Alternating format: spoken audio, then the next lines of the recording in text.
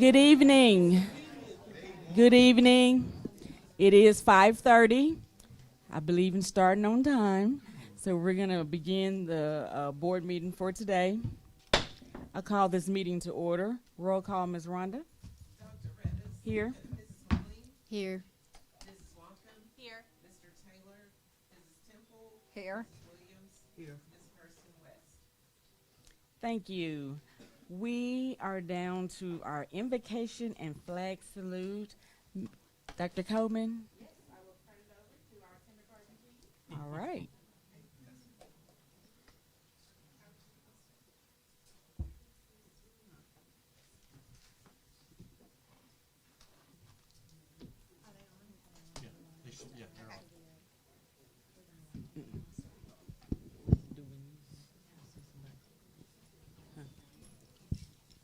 Everyone, please bow your head.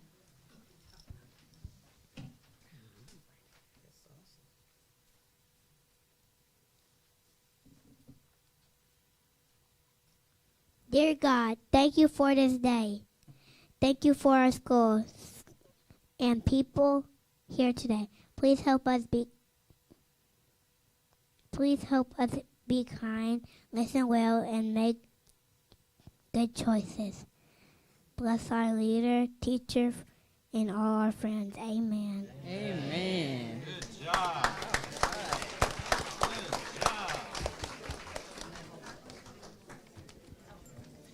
Please stand for the Pledge of Allegiance.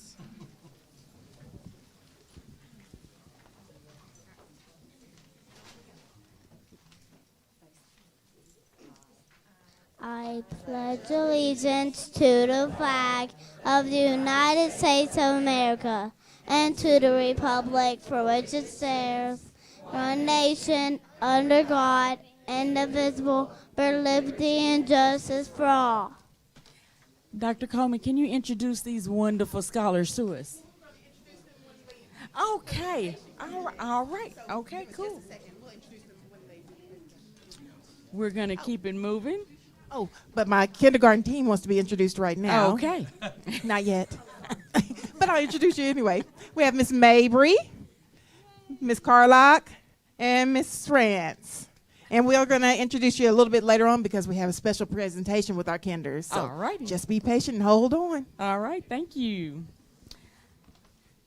Ms. Williams, for your last time, would you give us our vision statement and mission statement?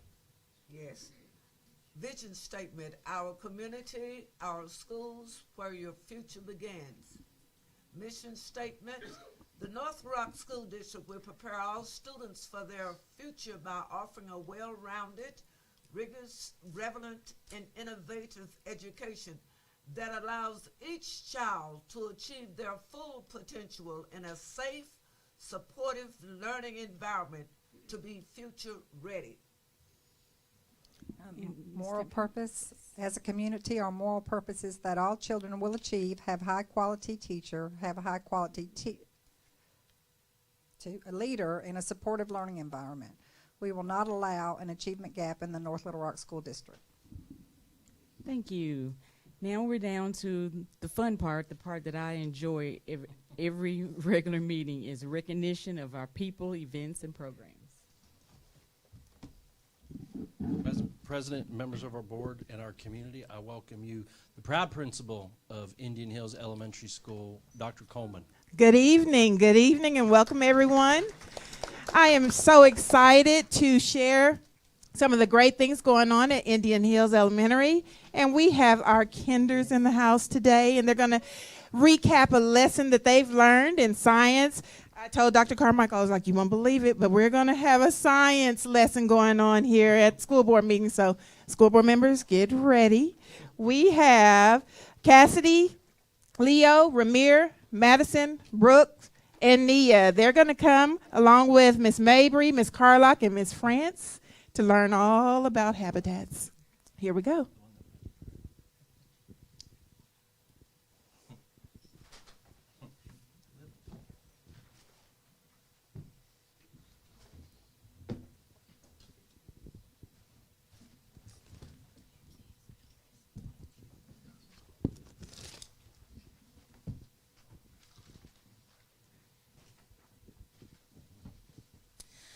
All right, so today our kindergarten students are going to present to you our standard for this 9 weeks, and it is KESS 2-2. Construct an argument supported by evidence for how plants and animals can change their environment to meet their needs. So the target we taught our kids was, I can tell how plants and animals change their environment. And our major vocabulary word was environment. All right. We started our unit with a little story. We started our unit with the story of the sparrows and the squirrel. And one of the characters in this story did something that changed their environment. Brooks, can you tell us about that? Who changed their environment? The squirrel. The squirrels changed their environment. How did they change their environment, Brooks? A squirrel found 2 acorns, and then he digged a hole, and then he put one of the acorns in there, and then tomorrow and then it grew a tree so there can be more acorns. Absolutely. Good job, good job. So, after the squirrel buried the acorns, he forgot about some of them, didn't he? He forgot about them, and eventually, over years and years, our environment turned from a meadow to a whole forest. Good job, Brooks. All right, so after we had our story that started, we got to do a little experiment, didn't we? And in that experiment, we made something. Cassidy, could you tell me what we made? A worm home. Oh, yes, we made a worm home, didn't we? And this is going to be explained by our beautiful Madison. Madison, could you come up here and explain how we made our worm home? So we put sand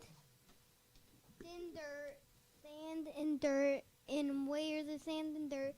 Then we but What did we go ahead and put on top of that? weaves, smushed up weaves. There you go. We got our leaves in there. In water. Yep, go ahead and sit down for me, please, ma'am. And then soil again. And what's in the soil? Worms. Ready for the other one in there too? All right. So after we put all of this in there, we took a little bit of time and we talked about what we thought would happen. And let's see. Oh, Nia, can you remember and tell me what we thought was going to happen? They were going to go down. Where were they going to go down to? The bottom. The bottom. And what's at that bottom again? The sand. Yeah, we thought they were going to go through all the layers, didn't we? And we thought they were going to do some amazing things. So, something happened, though, didn't it? What happened? They died. Yeah, they died. We had Ice-Mageddon, and Ramir, when we came back, how did they look? They were dead. Yeah, they didn't look very lively anymore. So, we decided we were going to try again, didn't we? So we are going to take our new worm home that we made tonight back to school. We're going to do worm home experiment part 2 with our kids and hopefully get a better outcome than we had before. So if you want to look for updates, go to our Facebook page and we will be posting updates on our worm homes. Good job.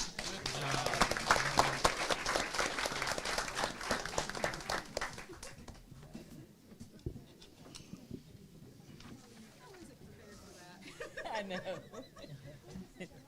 I was not prepared. They died. I was not prepared. They died. That was As a matter of that fact. was precious. Yep. They died. Oh my goodness, that was good. I love it.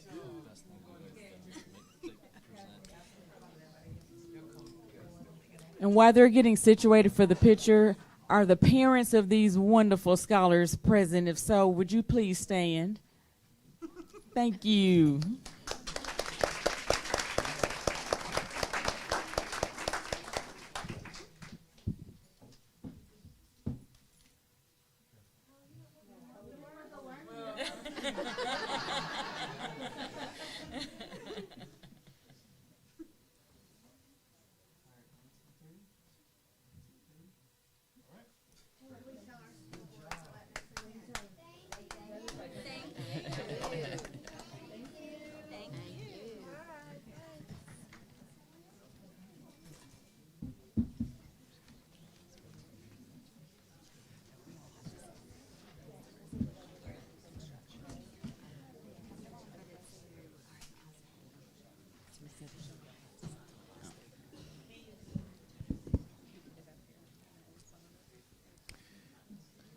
Good evening to board members, community, and guests. Our 7th grade boys basketball team completed their season undefeated.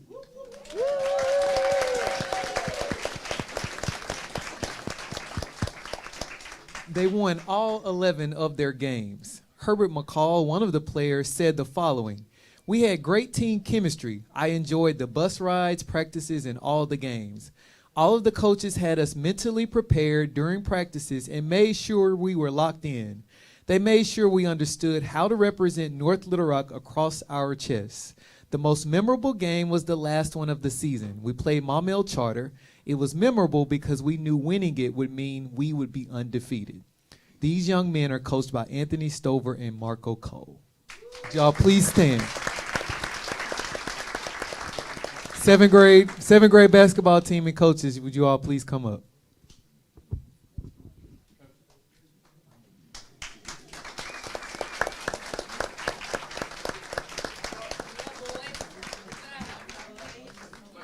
Good job.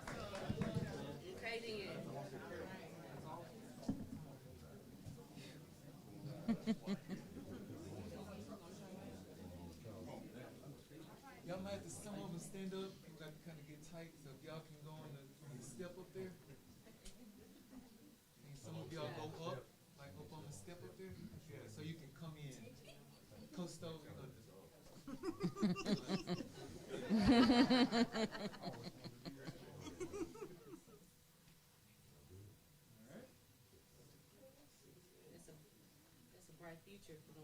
all right.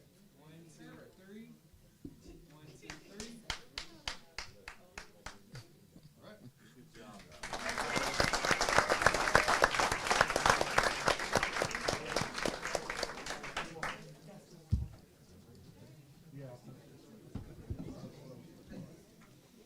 I promise not to sound like a broken record, but our 8th grade boys basketball team also completed their season undefeated.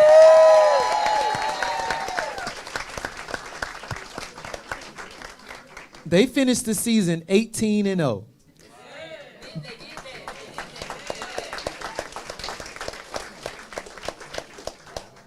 Jaquan Moore, one of the members of the team, said, "Do not jump to conclusions. This was not an easy season. Our toughest matchup was definitely against Sylvan Hills.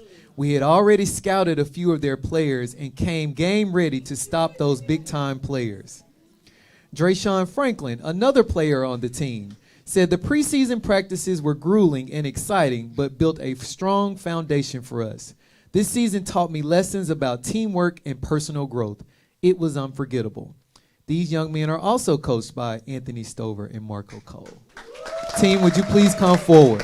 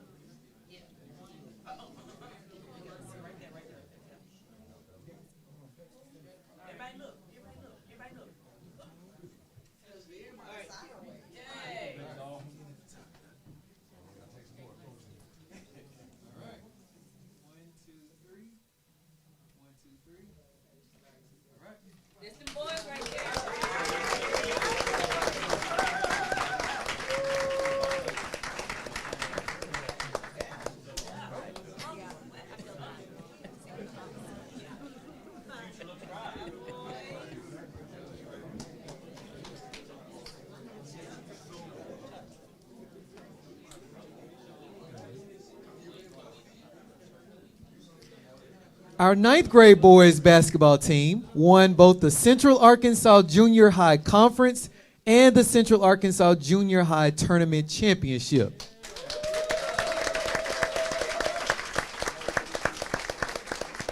Now, although the ninth grade basketball team changes every year, this team is the poster child for winning championship games. The ninth grade team won the titles in the North Little Rock ninth grade basketball team won titles in 2013, 2014, 2015, 2016, 2017, 2018, 2019, 2020, 2021, 2022, 2024, and now 2026. Okay.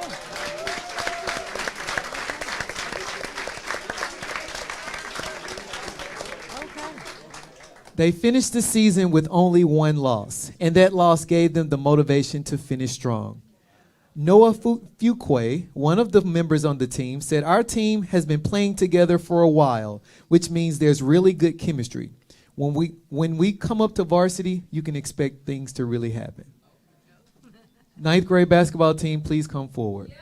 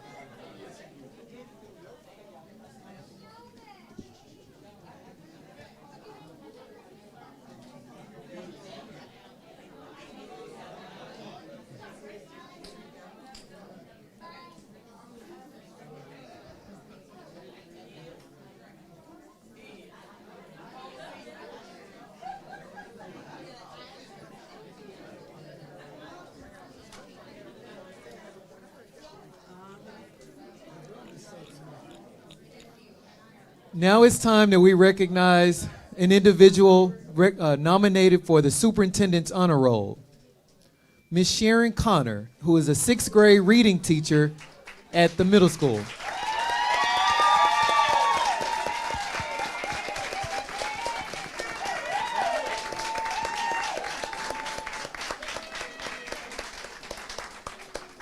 She was nominated by Mrs. Carmen Langston and Miss Delinda Pack. Miss Langston writes the following: Miss Connor is a teacher who doesn't just follow the curriculum, she transforms lives. Her classroom is a place where data meets heart, and the results speak for themselves. Under her guidance, her students have shown remarkable growth on NWEA reading assessments, and she has turned the Read 180 program into a true launch pad for student confidence and literacy. Ms. Connor is in a state of continuous planning, always searching for the specific key to unlock each student's unique potential. However, Ms. Connor's impact extends far beyond the grade book. Recently, when one of our families lost everything in a house fire, Ms. Connor didn't just offer support, she took immediate action. Within hours, she rallied the community and provided clothes and essentials.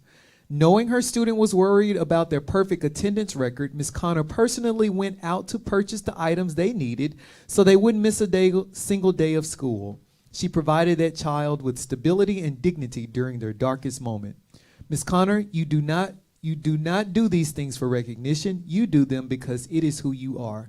You understand that a child cannot focus on learning if their basic needs are not met, and you bridge the gap every day. Thank you, Ms. Connor, for your dedication and reminding us all of the power of one teacher that can change the trajectory of a family's life.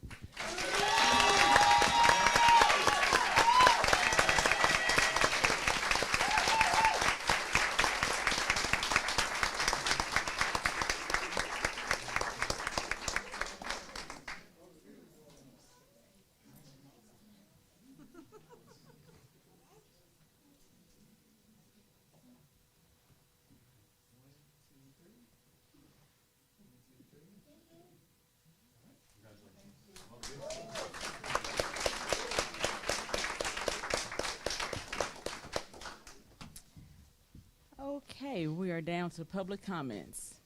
Per Arkansas Code 6-13-619 and according to Act 902 of 2025, citizens who desire to speak during public comment must sign in prior and will be called to the podium. Speakers must meet one of the following criteria according to Act 902 and listed on the sign-in sheet: reside within the school district, be a parent or legal guardian of a student in the district, or be employed by the district. Public comment is not a question and answer period, and as such, school board members and the superintendent do not respond to public comments during a meeting, while we do encourage you to speak respectfully and professionally. Further, citizens will have no more than 3 minutes to speak and will not be allowed to make comments that shall prejudice the board of directors concerning student or personnel matters that could come before the board for disciplinary or employment considerations, or that is in conflict with other district policies or laws. Further, public comments that include slanderous remarks about school district employees or that would violate the Family Educational Rights and Privacy Act are strictly prohibited. Personal, identifiable information, discussion of student educational records, or reference to student directory information is not permitted during the public comment period. Speakers who violate these guidelines will receive a single warning and be respectfully asked to redirect their remarks. Should the speaker continue in violation, the board president will end the speaker's time and move on to the next individual. If the public comments go beyond 30 minutes, the board may require all other comments that go beyond the 30 minutes are not matters that are on the meeting's action items agenda to be held after the other agenda items. So, first on my list here, we have Amy Friedman.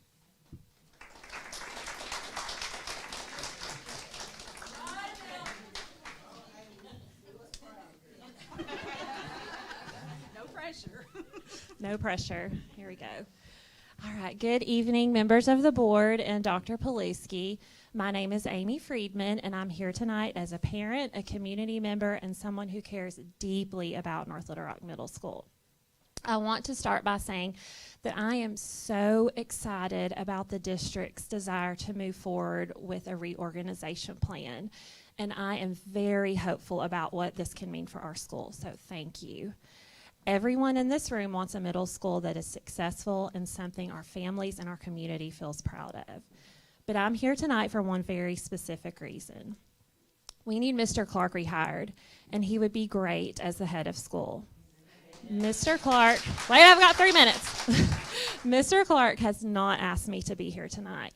I am here because I strongly believe in what he has brought to our school. Mr. Clark is not just a good administrator. He is the kind of leader that a school like ours needs, especially during a time of transition. He has earned the respect of students, teachers, and parents. He is organized, steady, and he holds people to a high standard, but he is kind and approachable. When Mr. Clark says something is going to happen, it happens. He follows through and he builds trust. He has helped create a culture where students feel safe and teachers feel supported. He retains excellent teachers, recruits strong talent, and sets the tone for the entire building. And I want to say this as loudly as I can. If Mr. Clark does not come back, I am truly worried that many of our strongest teachers will not come back either. Teachers want to work for a strong, consistent leadership. They want to stay where they feel supported, where expectations are clear, and where the culture is positive. This sixth grade campus has something very special right now, and it is not the time to lose that stability. Leadership like this is not interchangeable. This is not the moment to roll the dice or to start over unnecessarily. This is the moment to keep the steady, respected leader who has already built something special and who has already earned the confidence of this community. And I hope you'll look around tonight because what you're seeing matters. People are here because they believe in him. They are here because they know what he brings to this school, and they do not want to lose that. Mr. Clark is what North Little Rock needs. He is what our middle school needs. And I'm asking you very sincerely to rehire him and allow him to continue leading our students and staff forward. Thank you so much.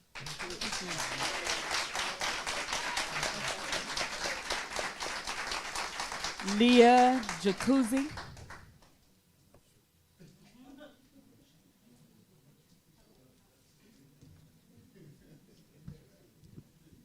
Hello. My name is Lee Jacuzzi, and I have 2 children in the North Little Rock School District. My son completed the North Little Rock Middle School last year, and he is currently enrolled in the COE program as a 9th grader. My daughter is a 6th grader at the North Little Rock Middle School. I'm here today to show my support and gratitude for Mr. Clark as the 6th grade principal. I've observed his dedication to programs that set North Little Rock Middle apart from other schools. One of those programs being the farm, in which my son participated throughout middle school and my daughter is currently participating. He provides supplies when needed and support the teachers who have tirelessly devoted much of their time and energy into this program. Farm teaches our children knowledge of agriculture and livestock and serves our community. I've heard how the staff at the 6th grade campus respect him, and it shows in the good attitudes of his students. Mr. Clark demonstrates a positive influence on the 6th grade campus, and if promoted to oversee the entire North Little Rock Middle School, then I feel like he could provide cohesiveness between the 6th and 7th and 8th grade campuses. With the passing, with the passing of the millage tax for new middle school facilities, I think our community deserves the chance for Mr. Clark to help build a successful academic program across both campuses. Thank you.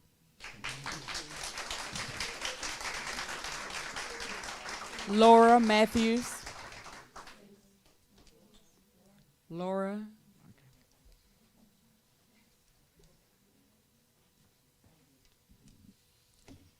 Good evening, everyone. My name is Laura Matthews. I'm a proud parent of Ramsey Matthews, a 5th grade student at Indian Hills Elementary. She's been very involved in the school with volleyball, run club, quest, and is an all-A honor roll student. I'm a very involved parent with PTA, a class mom, and any other role that's needed at the school. My husband and I are very excited for her to head to 6th grade next year to attend North Little Rock Middle, but also we have some concerns. Our plan going into next year was with the expectation Mr. Clark, current teachers, and staff being there to educate and support my daughter as she begins her middle school journey. We have already taken part in the tour, have gathered a lot of wonderful information from Mr. Clark and his staff on what opportunities and expectations await her in 6th grade. To now see that Mr. Clark will have to reapply for his job is the main concern. Another one would be that if he leaves, the other teachers and staff will go as well. We know many families that have students attending the middle school and know what a wonderful person and educator Mr. Clark truly is. He is very well respected by the students and their families, which is why we trust in him leading our daughter next year. I stand here tonight in strong support of Mr. Clark and the incredible leadership he's shown the students, staff, and families. Over the past years, he's created more than just a school environment. Together with his staff, they've built a community, a place where students feel safe and encouraged to grow, not only academically, but emotionally and socially as well. 6th grade is a pivotal year. It's a time when children are navigating new responsibilities, new expectations, and new challenges. Strong leadership during this stage makes all the difference.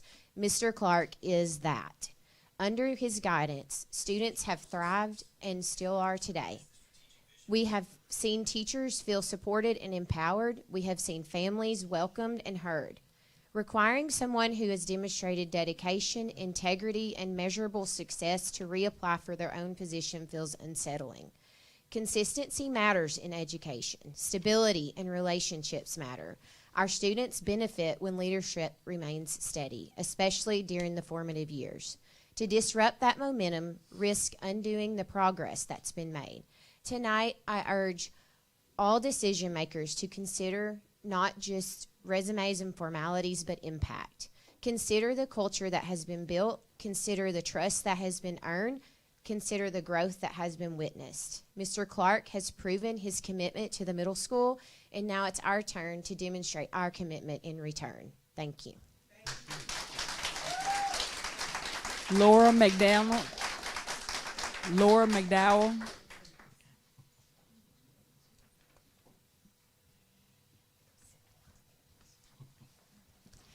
Hi, y'all. Good evening. My name is Laurie McDowell. I taught school in the North Little Rock School District for 18 years. I've had 3 children go through the North Little Rock District and graduated, and now I have 3 grandchildren in grades 3, 4, and 7 attending our district. So I have had an invested interest in this district for approximately 40 years. My reason for speaking today has to do with the future leadership at the middle school. One of the common denominators I experienced in those 40 years through last year is that there was very strong leadership at the building level. I worked with some of the best principals in this district's history. I started teaching at Central Junior High with Kathy Morledge and Greg Thompson. After reorganization to the 3 middle schools, I was assigned to Lakewood Middle and worked with Jenny Wiseman and Bill Bowers. With their leadership, our schools had strong academic outcomes because teachers were able to teach and not spend time on discipline issues. Our veteran and novice teachers knew that we were supported and that if we had trouble with class discipline or a student, we would get the help we needed. That is not happening at our 7th and 8th grade campus now. Communication is weak, teacher absenteeism is high, our novice teachers are struggling and have limited help from mentors or leadership. There are classrooms without certified teachers. There are constant disruptions in the classroom and hallways. How can we, as a district, attract strong, certified teachers and keep them when this is our reputation? We have lost some great teachers to other districts based solely on leadership and support. If you want our teachers to stay and succeed, these issues must be dealt with. I strongly encourage you to find a leader that has a plan to manage these problems. Sounds like we have one. Someone that has worked in a district with our demographics. It needs to be someone that understands middle schoolers. They're not high schoolers. They're not elementary schoolers. They are their own breed, and that's what makes them unique. They can still be scared of something or someone and have respect for them at the same time. Every principal and teacher, if possible, should want to teach this age and also have the correct training in how to teach, discipline, and understand them. This new leader needs strong communication skills to build trust and partnerships with parents. They need to be able to meet and work with parents and remind them that they're accountable for their child's behavior and academics, reminding parents that they want what is best for their child, but not at the expense of other students. This new leader should be allowed to hire their assistants. It would also show teacher support if a teacher from each grade level could help decide on the new leadership. I'll close with this. Teachers and students of all ages need and deserve to have an environment that is safe, fair, firm, and consistent. The district will never achieve our academic success we need until these concerns are addressed. Thank you very much.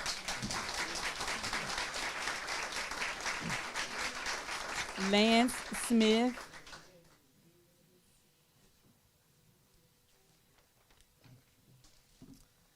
Good evening, everyone. Good evening. School board members, fellow community members, thank you for allowing me to speak tonight on behalf of something that's very important to me. My name is Lance Smith. My wife Carmen and I are lifelong North Little Rock residents. Both graduated from North Little Rock in '99. Some fellow 99ers here too. I myself attended Boone Park, Amboy, 7th Street, Ridge Road, East-West Campus. My wife from the other side of town, Crestwood, Central, Lakewood, East-West Campus. Done them all with my parents, brothers, sisters, aunts, uncles, cousins. Nearly 25 to 30 of our family members have walked these hallways. Needless to say, we're pretty rooted in this community. I'm here tonight to talk about a wonderful experience that my own son has had at the 6th grade under the leadership of Mr. Clark. My son Crosby has thrived this year in school. He loves his teachers, classmates, classes, and his pod. Shout out Cheetahs. Maybe not so much studying. He loves sporting the North Little Rock colors on hoodies, hats, other swag. He's proud to go to North Little Rock. This city has a lot of pride. These teachers have a lot of pride in what they do. And at a time when families are being incentivized to leave public schools for other options, school and city pride may be the only thing keeping some of these teachers here. If we lose those teachers and administrators, no amount of restructuring is going to work. It's obvious these teachers enjoy working under Mr. Clark's leadership, and I hope that can continue. I understand change needs to happen, and I think people are okay with change, but not at the expense of proven leadership. We're in the middle of a massive facilities change that this community and city have supported financially, and I hope you all understand this incredible opportunity we have before you. If we manage to fumble this away, I'm not sure this district can recover.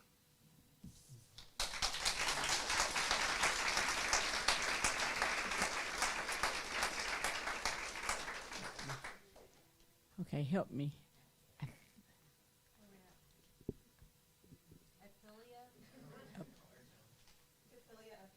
Thank you.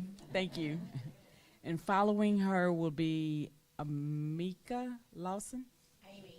Amy. Oh, I'm sorry. Sorry. Good evening, members of the board and superintendent. My name is Capilia Updergrove, and I'm here tonight as a proud parent of a current sixth grader. I'm also a product of the public school system myself. We chose the North Little Rock School District intentionally. Even though we do not reside within the city limits, we saw something special here.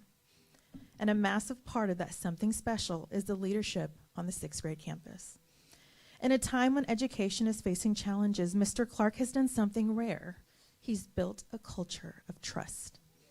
He leads with students first mandate, but he understands a vital truth. You can't serve students well if you don't support your educators. The teachers and staff at the sixth grade campus don't just work for him. They follow him. They trust that if he asks for a change or sets a new goal, it's an achievable one, and it's what's best for the students. Stability and leadership is the bedrock of a successful school, and Mr. Clark is part of that bedrock. As a parent who chose to be here, I want to be candid. Many of my daughter's friends and classmates for their sixth grade year opted for private or moving to neighboring districts. We chose differently. We believe in the vision and mission of the North Little Rock School District. However, my commitment isn't just for today. I have a current fifth grader and a third grader who are watching their sister's experience. Our decision to remain in this district through seventh grade, eighth grade, and eventually high school hinges on the quality and stability of the leadership we see now. We want to stay. We want to contribute to the betterment of this community, but that choice relies on the district protecting the leaders and educators who make this place worth choosing. My sixth grader is thriving in this district, and we want to see her and her siblings continue to thrive as well. Thank you for your time and for everything that you do for our students.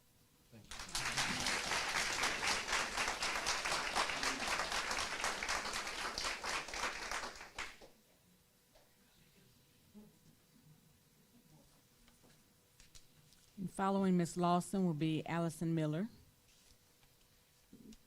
Good evening, members of the board and Dr. Plusky. Thank you for allowing me to speak tonight. My name is Amy Lawson, and my husband, Ben Lawson, is a North Little Rock alumni, and keeping our children in the North Little Rock School District is important to us. I'm here as a parent and proud member of this community to speak about the leadership at the North Little Rock Middle School, and specifically Mr. Clark. I have 2 children currently in the North Little Rock School District, and one that will start kindergarten in the fall. My daughter Eva Jean is currently in the 7th grade at the middle school. She is a straight A student, is involved in the GT program, and is a proud cheerleader at the middle school. Last year, while she was at the 6th grade campus, she experienced some of the most dedicated and encouraging teachers we could have hoped for. They challenged her academically, supported her personally, and helped her grow in confidence during one of the most pivotal seasons of her life. Those accomplishments belong to her hard work, but they also reflect a culture where teachers are invested, where expectations are high, and where leadership sets the tone for excellence. Middle school is a pivotal time. It's when students are figuring out who they are, who they're capable of, and whether school feels like a place they belong. The leadership directly impacts the teachers, and the teachers directly impact the students. Mr. Clark's leadership creates stability, and it creates trust. It creates an environment where teachers feel supported and valued, and when teachers feel that way, they stay. That consistency flows not only through the 6th grade campus, but influences the 7th and 8th grade campus as well.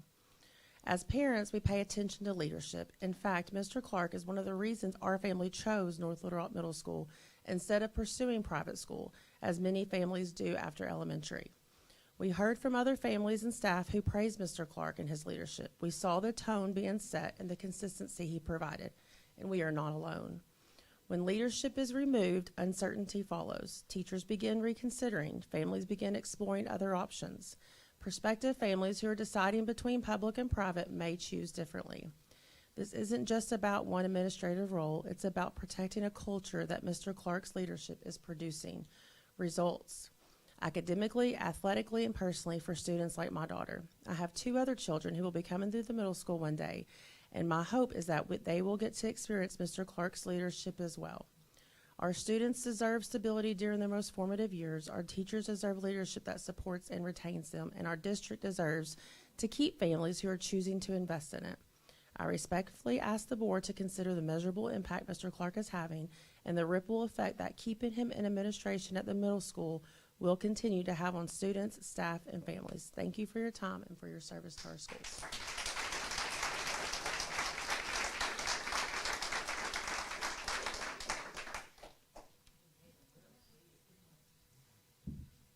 Good evening. Good evening. My son's a 6th grader at North Little Rock Middle School, and his father and I would like to speak positively on behalf of Mr. Clark and his leadership. Mr. Clark is kind, helpful, fair, and transparent. When I asked my son to describe him as a leader, he said Mr. Clark is always smiling, he's calm and in control, and that the teachers genuinely like him and respect him. Most importantly, my son said he likes him and that he feels safe at school. I've also been impressed by the way Mr. Clark communicates with families. He addressed the PTA with respect and inviting the Buildings and Grounds Committee and team to come and speak about the construction process, demonstrating transparency and consideration for parents. It is clear that he values keeping families informed and involved. The staff appears happy, collaborative, and united, and we felt consistently well informed about what is happening in our children's classes. The culture of the school promotes positivity and strong character, reflected in both daily interactions and special opportunities like the farm program, which we truly value. So thank you for your time and your continued leadership in supporting the community. It's clear that it's in good hands, but couldn't speak more fondly of Mr. Clark and his leadership.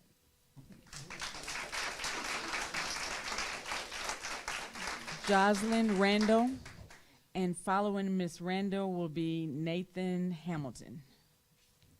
Hello, I'm Joyce Lynn, and I am a proud graduate of North Little Rock School District, K through 12, Boone Park, Lakewood, 9th and 10th grade. 99? Yes, Yes, 99. And moved to North Little Rock prepared me well. I graduated from Arkansas State University, went on to Vanderbilt University Law School, had a career in law, moved back to Arkansas, and knew I was going to be in North Little Rock and knew that my son was going to go to North Little Rock schools. And we went to Indian Hills Elementary. He was there from K through 5th. Dr. Coleman's great, Mr. Brown. He and all the teachers had a great experience. 5th grade, of course, all the parents are talking. Very stressful time. Where are your kid going to go for middle school? That's all we talked about as parents. And I knew that we were going to stay the course. We had choices. We could have did private school. We could have did other schools. But my husband and I, believe in North Little Rock. I know what it can produce. And so we are happy to be in the North Little Rock School District, and we share that with parents all the time. And I have had a great experience in the 6th grade school with Mr. Clark's leadership. My son is thriving. He's on the Puma team. A lot of his teachers are here. And he is just doing great. They have great leadership, great assistant principals. We have a great PTA president who rallies us. Like, we have parents who care. So that should say something about the leadership, and it should say something about the parents that you want to keep, because we have choices, and we want to stay here through senior year. but we need you all to help us stay here through senior year. And I think you've heard that we value Mr. Clark and the assistant principals and these teachers. They've done an amazing job. And my little niece is here. She's now at Indian Hills School Choice, and I want to see her in the 6th grade, at the 6th grade, and the 7th and 8th grade as well. So thank you all for all the work you do. We're so thankful to the 6th grade teachers and want to see this school district continue to thrive. So thank you so much. Thank you.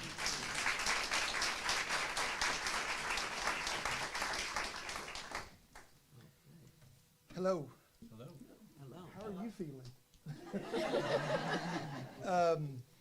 My name is Nathan Hamilton, and I want to start by thanking you all for your service.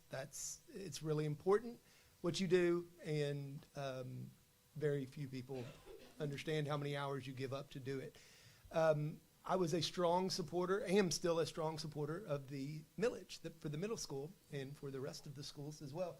I am the parent of a 6th grader currently and a 3rd grader who just love coming to public meetings. And so the decisions you make on the middle school I will live with daily, and so will they for the next 6 years. I want to, I know public comment can be a mixed bag sometimes, so in order not to waste your time, I tried to do my homework ahead of time. I read the poor report. I analyzed, as he calls it, the poor report, as some people call it. I analyzed it. I went through the plan that you've distributed. No notes so far. Very excited about it. Sincerely grateful for how y'all have accepted it and engaged with it. I've watched the meetings and went and listened to your questions. And the poor report was a little difficult to read, but y'all have engaged with it. And I sincerely appreciate that. Thank you. So I want to recognize something else that you know more than I do about this. You should. Y'all have been working on it for years. You have institutional knowledge, conversations, relationships with people that I don't have. And so I want to recognize that this is y'all's decision for a reason. I just offer a different perspective, one from a parent. And it's not better, it's not worse, it's just a different perspective. The poor report also made something else very clear, and he was specifically pointed that out, was that you have to protect what is working. And the 6th grade campus is operating more consistently than the 7th and 8th grade campus. That was clear from the poor report. It's not perfect at all, but it is stronger. There's more structure, there's more engagement, and there's more instruction time in the 6th grade campus, according to that report. There's more consistency in every foundational element, as he called it, that the report says we need more of. So Mike Clark is the principal of the 6th grade campus. I have a deep fear of being an overbearing parent. So I have never even met Mike Clark until a couple days ago when I asked him if he would mind if I spoke to him. This is very surprising to me. I didn't know I was going to be a part of this. But what I'm hearing from 6th grade parents is a very high level of confidence in his leadership. My statement doesn't make the decision on who you should hire for that supervisor position. Mr. Hamilton, we need you to wrap Absolutely. it up because your time's I up. apologize. You're not the first one to tell me to shut up. The report tells us what matters. I didn't say that. The report tells us what matters, and the 6th grade campus is showing us what's working on what matters. Thank y'all very much for your time. Thank you.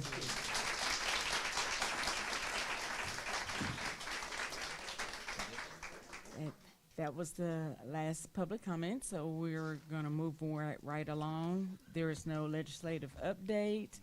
So the first item up is CPPC and LPPC monthly reports. We'll start first with classified personnel.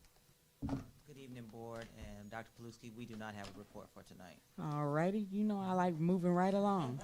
We're down to licensed personnel policy. I apologize. I'm going to be a little longer than that.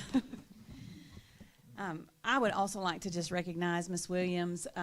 Just want to appreciate your service. I know you're dwindling down to your final board meetings, and we just appreciate all that you've done over the years. So just want to recognize that.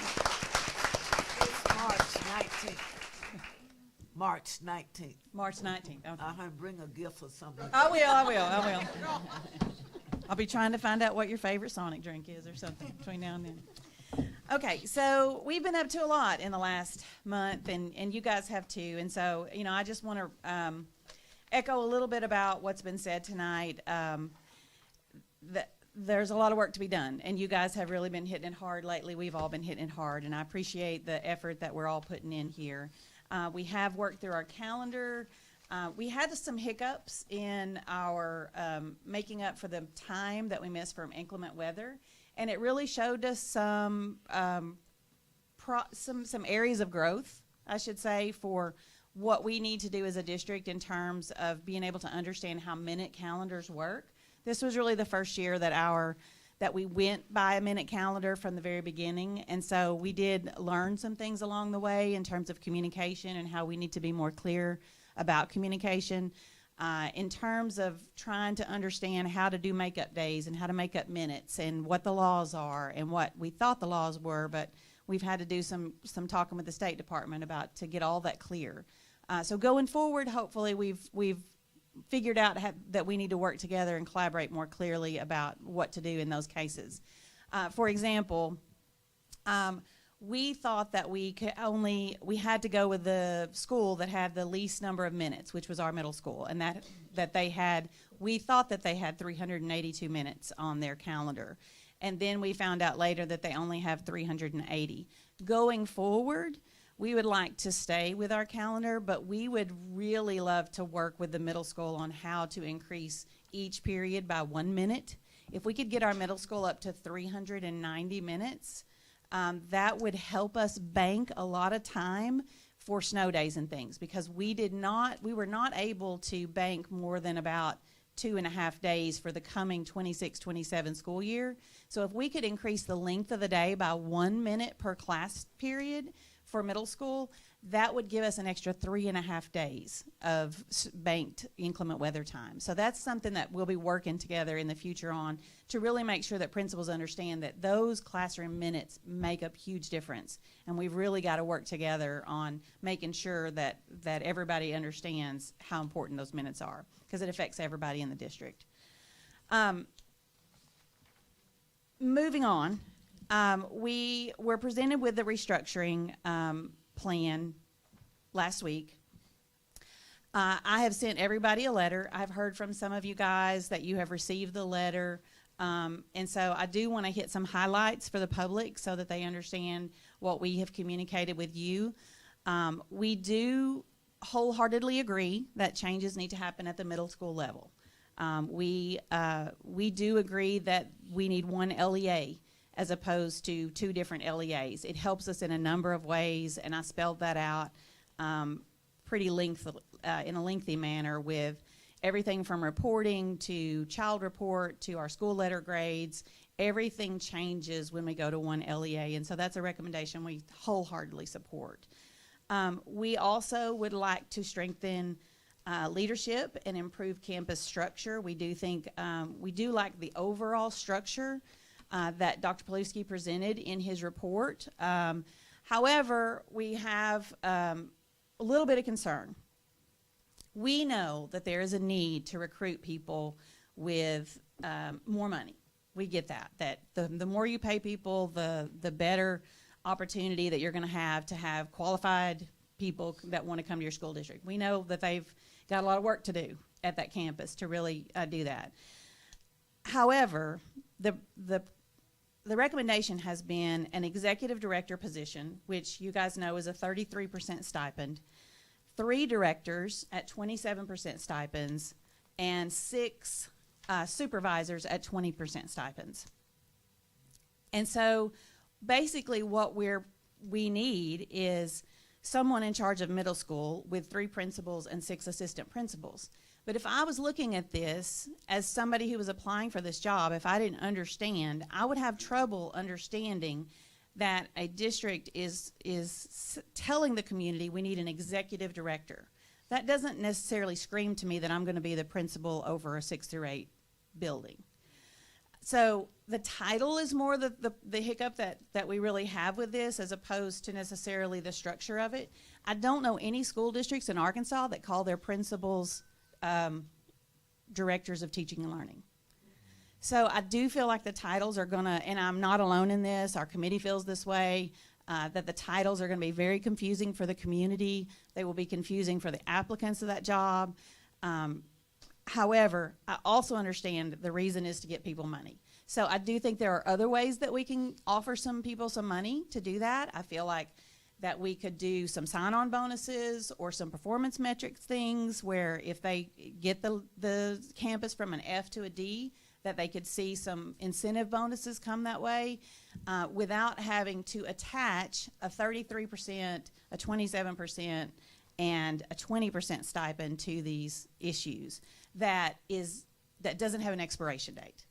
We just fought the fight to eliminate some of these administrative levels so that we could create opportunities for the teachers to have money to get back into putting it with the people who are with kids every day. And this feels like a step in the backwards, that we're going back to saying leadership matters more than teachers.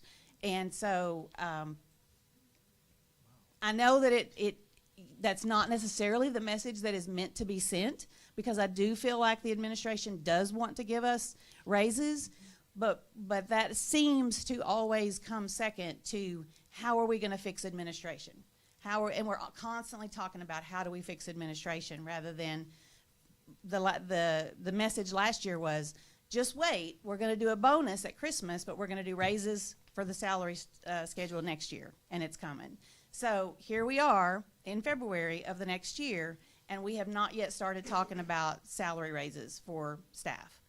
And as you know, this board, your time is limited because we have board elections coming up. And so we will be beginning again with many of you, I can't remember who all's staying, and I know Miss Dorothy is walking, but I do know that there are some elections coming up, and so we start all over with these conversations. That's a little bit frustrating. So ultimately, and I've talked to some of you about this, I feel like we did take a survey at the 6th grade, 7th grade, and 8th grade level only. We did not take a survey with any other levels to ask the staff what they felt like was needed the most. Was it the current proposal by Dr. Paluski of exactly how he outlined it? Was it the same structure with just different titles? Do people feel like we do need a director at the top? Or do we feel like that's Mr. Smith's job, that he is the assistant principal and he should be directly over the 6th grade, 7th grade, and 8th grade principal? So we listed a few options, and I'll just give you some data. You guys we do think that something needs to be done, okay? We want something to be done. We don't feel like this needs to be sat on for a long period of time. However, having a little bit more tweaking of the plan would be helpful in terms of just long-term financial cost to the district. So what came out of the survey was really, there were 70 people that responded from those buildings, and we had 14.5% of the 70 people responded that they liked the proposal as it was presented. 10% said that they liked the same proposal with just different titles. And then 65% of people said that they didn't believe we need a director, that we could just do it with 3 principals and six assistant principals. So a principal over 6th grade, a principal over 7th grade, a principal over 8th grade, with each of them having an academic and a dean of students support at each level. That gives you 3 administrators for approximately 500 students. That's much more manageable. And with the right staff in place, and it sounds like we have one staff that's highly revered, I think that Mr. Smith is quite capable of supervising those folks. That's just one option, and that's the option that the majority of the staff who responded also chose. The second part of the, well, third, fourth, however many points I've made so far, high school is also F, right? One of our concerns is we're setting this model up at the middle school level. We have to turn to high school next. What are we going to do there? So we currently have one principal who has 2 LEAs, who has 4 grade levels and 1,000 more students than at the middle school. So my concern is, are we going to now turn to the high school and go, okay, do we need an executive director at the high school? And do we need a principal at 9th and 10th and 11th and 12th grade? And do we need, how many assistant principals do we need at the 9th and the 10th and 11th? And pretty soon we're looking at millions of dollars in all these admin that, you know, and all of us know when you have the right people in place, it doesn't matter what your title is, that you can do the job and you will do a good job. And I hope you have heard tonight at least how important relationships are. And I really want to give a shout out, Mr. Clark. I feel neglected that I haven't had a chance to work for you.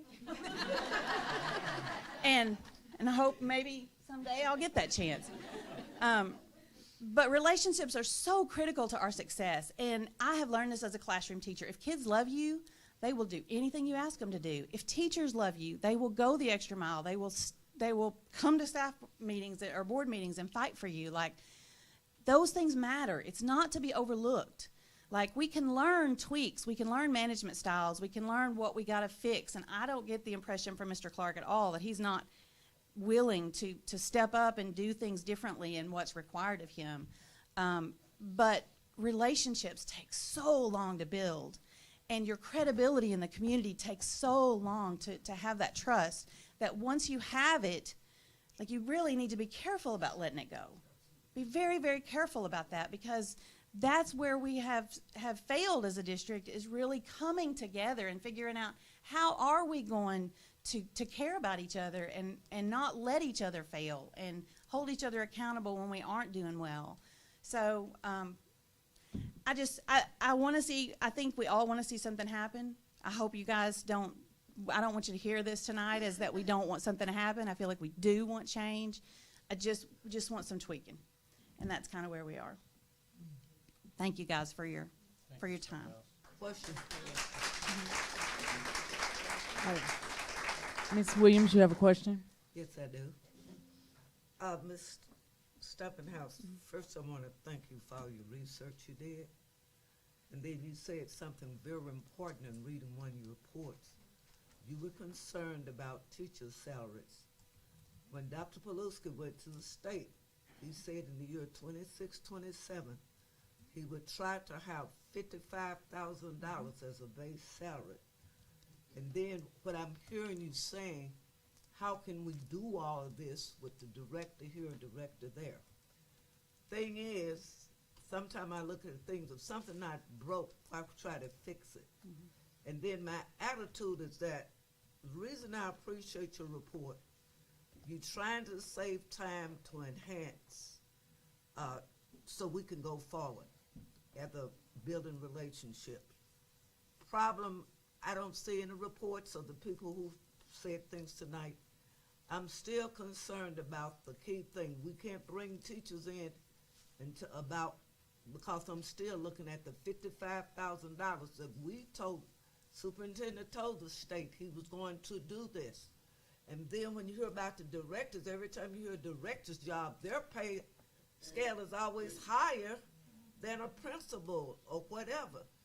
And I hope, I'm just being, I can't say the prayerful word, but I hope that there was something that can be done, that we can really do what we're supposed to do. I don't want to lose any teachers in this district.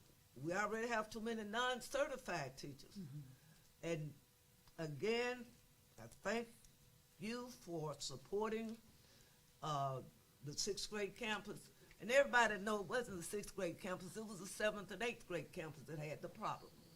And so to come in and tear up something that's not broken, and Mr. Clark sat down in that seat week before last, and gave a profound report on what he thought his staff was doing and that he hoped to do on a Friday and a Wednesday.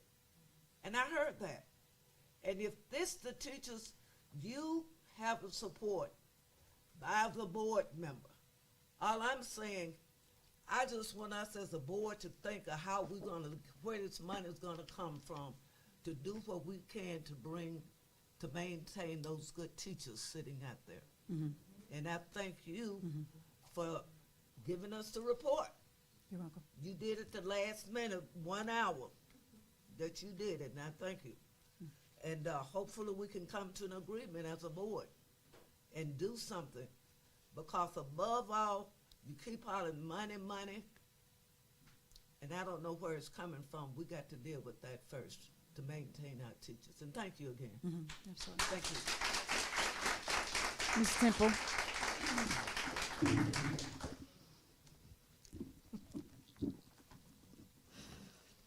I too appreciate all the work you do. Sure. And you give very good feedback. And I appreciate you trying to be the voice for the teachers to interface with us. Things have been brought before the board that would help us get that money for those teachers that the board has decided not to go with. Mm-hmm. So that needs to be acknowledged. Mm-hmm. We do have things that need to happen. We had a conversation today, so I'm just going to kind of repeat it for everybody, because you had said you didn't feel like you needed the executive director. And I don't want to get into the titles as much as the work, because Mr. Smith has been spending most of his time at the middle school. He has other places. We have a lot of work to do in the whole district, not just the middle school. Middle school has risen to the top. And so we don't want to neglect other places just for that. And we're in the middle of like a new construction and everything. We need one person to coordinate all that.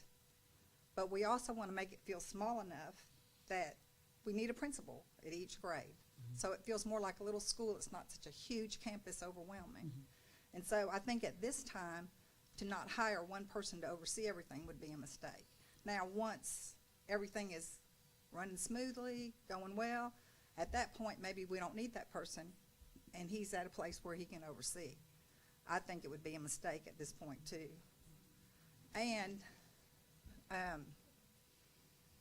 the money that we're talking about, this is money that we're spending right now. We're not borrowing money that could go to the teachers. It's just not something that there's not really a big savings here. And because, we do have to do something at high school too, I'm sure. But it doesn't have to be the same thing. Like we said, middle school is a different animal than elementary or high school. And everything doesn't have to be exactly the same. You can look at individual needs. So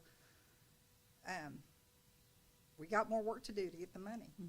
And we have opportunities. We've got an opportunity tonight to discuss some ways to get some money. And it's going to be the will of the board. Thank you. You have anything, Ms. Swankum? Thank you, Sarah, for all that you do and all that you've done, and I've really appreciated your voice, being the voice of reason. You and Ms. Hughes both have brought a calm to both communities, and I appreciate that. From over the years of having different individuals represent, and man, it's been rough. So I really do appreciate both of you bringing your voices and being the voice of others. So thank you both. I've said it many times before. I appreciate y'all. I know the work that you do. It's hard, and you have to make time to do that, and I appreciate it. And we always listen to y'all's comments and feedback. Thank you. And personally, I know you guys know more information about some things than we're privy to, and I can respect that. I mean, I know that you have, you've got to make progress. You've got to see progress. You've got limited amount of time to get things done. And so sometimes there may be things that we don't necessarily agree with going forward, but it's still not necessarily a bad thing. It's just more money than we think we should be spending at this point. Building relationships. Yeah. So I don't want y'all to feel like this is like, you know, this is going to be terrible. I don't. I mean, we've talked enough to know that this structure is going to support. It's going to help. I just like to slow the roll on the amount of money going out. Hey, let me make this clear. When I be saying like teachers' salaries, please understand, I'm not just talking about teachers when you can't give raises unless you give them to everybody, because that way you destroy the relationship of the fellowship within the district. Mm-hmm. And the greatest thing that I've heard, keep hearing, saying, every teacher that sent me an email today, and I got 8, they said everything seemed to be going to administrative level rather than for the people down here. And I hear what you're saying. As I said before, we all have common sense to know when you're talking about directors, all of those positions, money talk, money. So hopefully we can come to some kind of agreement. And I It thank also you talks for teachers, standing too. up for teachers. Stand up for teachers and the classified, the same people. Miss Gwen is not here, but I would like to say, maintain your stability. You have a voice, but let's come together and reason together. All we have to do is sit at the table and reason together, and then it'll be perfect harmony. And thank you, people, for coming out supporting Ms. Whatever the way the vote go, I appreciate you for standing up for what you believe in. Thank you. No, I didn't get my chance yet. I always let everybody else go first. I just wanted to say thank you, you and Ms. Hughes. Y'all have been awesome. I love the camaraderie that you're working together. I love the fact that LPPC and CPPC are working together to support all of our employees. But just one of the things that you had brought up, I just want to make sure the public understands.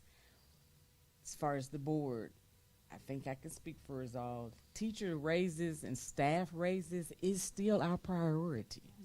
But what has happened is the state is requiring we do something now about the middle school. And what the reorganization is going to do, if it passes, is that we're not spending any more money than what we're already spending. It's more or less using the same money and reorganizing it so we can get quality, high quality leadership. I'll put it that way. But don't believe you me, because I was an employee for North Little Rock for 11 years as a classified. I like raises. I liked raises. Even if it was $5, give me a raise, you know, from what I do. So teacher raises and staff raises are still a priority. So just one last comment. I think it would be helpful, and I know there's pros and cons to doing too much math for the public and for everybody, right? But for me, there wasn't enough math on the proposal of saving the $70,000. I couldn't see if fringe benefits were included on both sides. I couldn't see what the current salaries were. So for me, I don't really understand, because all of the deans are paid at a teacher rate of pay and don't get extra days in their contract, when all of these new folks will have extra days in their contract and they will receive a stipend. So the math doesn't math for me, and I would really like to see it crunched out a little bit more. And I would encourage you guys to watch as people are hired and salaries are given, because I think you're going to see some interesting numbers come up. That's fair. Okay. Thank you. The Stumping House. We're down to informational items. The first one is grade 3 retention plan update. Dr. Stoll. I'm sorry. Madam President and members of our board, I want to welcome Dr. Stoll and Ms. Carmen Langston. We wanted to come back and give you a latest update. There's been some changes as it relates to 3rd grade retention and as it relates to good cause exemption. So we just wanted to kind of provide a high-level overview for those just to remember for the public that this is the year under learns, that children, if they're not proficient at a 3 and 4, they may be retained in 3rd grade. And so I do want to give a quick shout out to all of our 3rd grade teachers. As I'm digging into the data, they're working really, really hard to move kids. And so with that, they're going to give a high-level overall welcome, Dr. Stoll and Ms. Langston. Madam President, members of the board, we don't have a clicker, so just bear with us. We might have them clicking back there. I don't know where it is. So, is it over there? Smith's gonna help you. Might be your clicker up here. Okay, so first I just wanted to say thanks for having us, because I know we've already come to you and given you some information on this. There And you as go. always, the state has kind of given us some more guidance since the last time we were here. So we want to clarify and give you as much information as we can. And I just want to give a big shout out to Ms. Langston, because I told her on Tuesday, hey, I need you to get as many interim data scores in as you can. So she is a numbers cruncher. She's a phenomenal person and has put a lot of work in this at the last minute, because we're getting things on the fly, and we just want y'all to have the most up-to-date information so you can understand what we're understanding about 3rd grade promotion. Okay, Carmen. I'm letting you click. Okay, great. Good evening, Madam President, members of the board, and Dr. Paluski. I'm Carmen Langston. I'm the coordinator of Reading, Literacy, and English Language Arts for the school district. The purpose of our presentation tonight is to provide all stakeholders with an update on projected numbers of 3rd graders who are covered under just cause exemptions where possible, and to provide some insights into the high impact tutoring grants that were received. So for exemptions, if a 3rd grader takes the state assessment and they score at a level 1, there are some exemptions to that retention law. The first one is if a student has an IEP and they have received greater than 2 years of documented reading interventions with that IEP. So that would have needed to start in about the 1st grade or near the end of 1st grade and have continued on through the 3rd grade. They may have received a 504 for dyslexia with the same thing, greater than 2 years of documented interventions. Or they might be an English language learner with less than 3 years of instruction in English language. They may have already been retained. They may have been tested for special education but did not qualify, and due to that they have 2 or more years of intervention documentation. Or in rare cases, you may have a student who scores at grade level on all of the interims, and then we get to the very end, and all of a sudden they score a level 1 unexpectedly. In that case, we would create an assessment portfolio for that student who did not score like they normally would, and we could send them on. And then lastly, an isolated traumatic event, such as the loss of a family member within that week, or a car accident, something like that, that we can show affected that student's test performance on the day of the test. Some of the things that we are required to do is to notify parents about the 3rd grade retention law, which we have done multiple times and gone above and beyond what the law requires.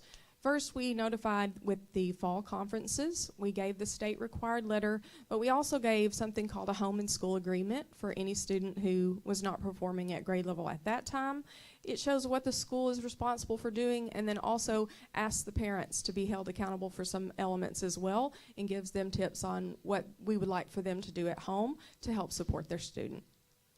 Once again, at winter conferences, which we just had, we had a new state required letter, which we gave out if the schools had completed their interim testing prior to the February conferences. If they had not yet completed those, we are getting those out as soon as they complete them, and they are sending those on. And then once again, after the summative test, we will then hold those final conferences for any students who are affected under this retention law.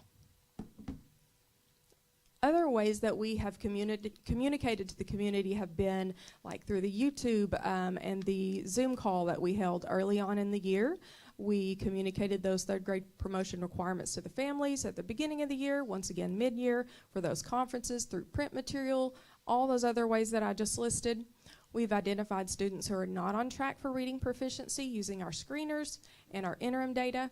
And then we have implemented evidence-based literacy interventions that are aligned to each student's IRP, or individual reading plan.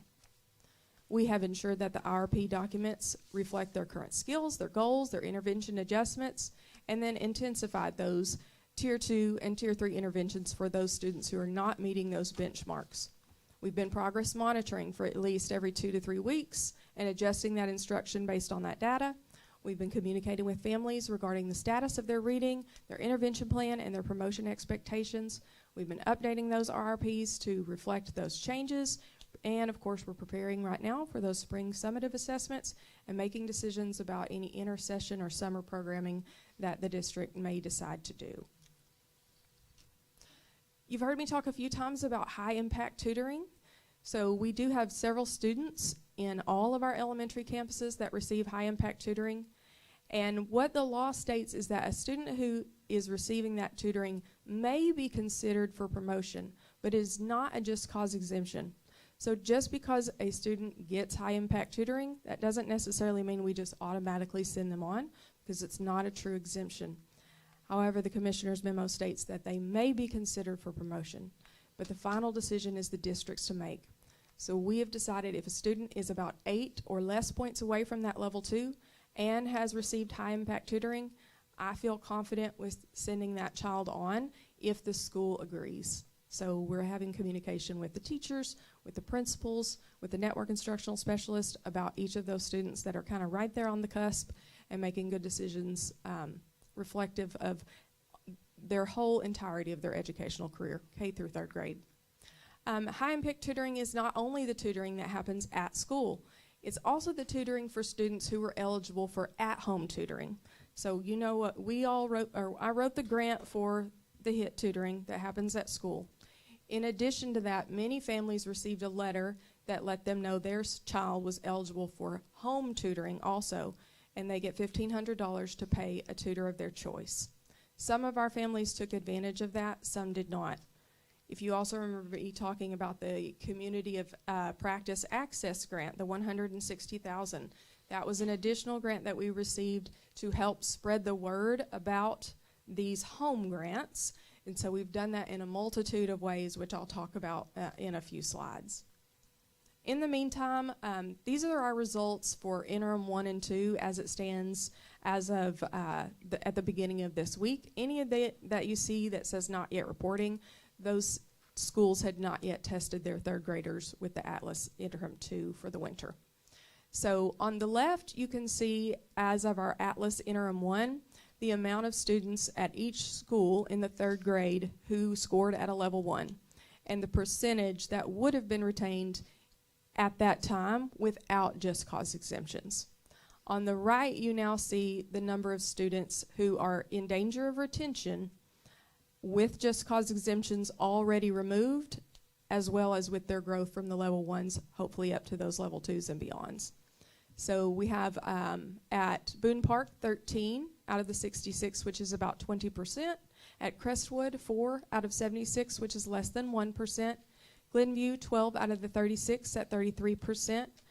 And Meadow Park 22 out of 74, 30%. North Little Rock 6 Academy 17 out of 29, 59%. And Ridge Road 17 out of 84, which is 20%. And you can see I don't have the other 3, but I will tell you Lakewood finished today, and I met with them, and they have 9. And I can't remember the total or the percentage, but it's around, I want to say it's around 20, but that could be wrong. Don't quote me on that, but 9 students that were in danger. Again, these are the projected numbers. These are not the final numbers because they still have to take that test once more for the summative. But this lets those parents know now, you know, that there are concerns. So for the HIT home tutoring communication, how we used that $160,000 has been a multitude of ways, but these are 10 different ways that we tried to get those parents to sign those students up who were eligible for home tutoring. We sent the letter home. We emailed the letter to the parents of eligible students. We sent text messages with a link to the parents to all eligible students. After that, we allowed them to sign up. Any that didn't then received a text nudge for any eligible who had not yet registered. We resent that parent letter home for any that had not yet registered. Gave that a little time, sent a second text nudge for any eligible students who did not register. a focus group was held with the U of A for any families that were interested, as well as school representatives, to give their feedback on any barriers that may have caused them to not register. And they also got assistance that night on registering if they still were interested. We have held family literacy nights at several elementary schools where I've personally gone and spoke to the families that showed up about the importance of signing them up if they were indeed eligible.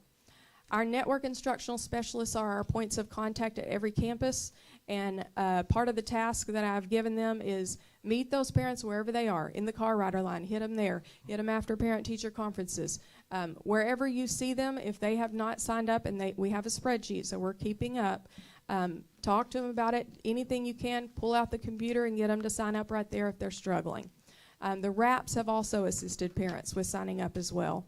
So face-to-face contact whenever possible. Even with those efforts, these are the amount of families that took advantage of that. 26 out of the 100 eligible Amboy families, 6 out of the 104 Boone Park families, 5 out of 32 at Crestwood, 10 out of 45 at Glenview, 12 out of 42 at Indian Hills, 20 out of 52 at Lakewood, 3 out of 80 at Meadow Park, 30 out of 119 at Ridge Road, and 2 out of 58 at North Little Rock 6 Academy took advantage of the high impact tutoring grant. So, the most recent part of the law that was released is an optional Atlas retesting window. And I'm going to read to you directly from the law so I do not mess any of it up because it is pretty new. And I think it came out in the end of January, I believe. To help a district determine whether a student has substantial evidence under a good cause exemption for promotion to 4th grade, or to inform the district's intervention and support plan, the district may choose to use optional Atlas retesting. This option is only for students who have participated in an intensive intervention program after receiving summative scores. So after they take that final test in April, we can give them intervention again, and they're eligible to test once more. The optional Atlas retesting window will be open from May 18th to June 30th. Districts may offer each student who did not meet the promotion standard one opportunity to retest during the window. Individual summative test scores for ELA should be available within the same week as the student completing the exam, and the summative Atlas window opens April 13th. So we will test our 3rd graders the week of April 13th. We will see who did not make it and see what we need to do in the between time. The purpose of the retake is solely for determining eligibility for 3rd grade promotion.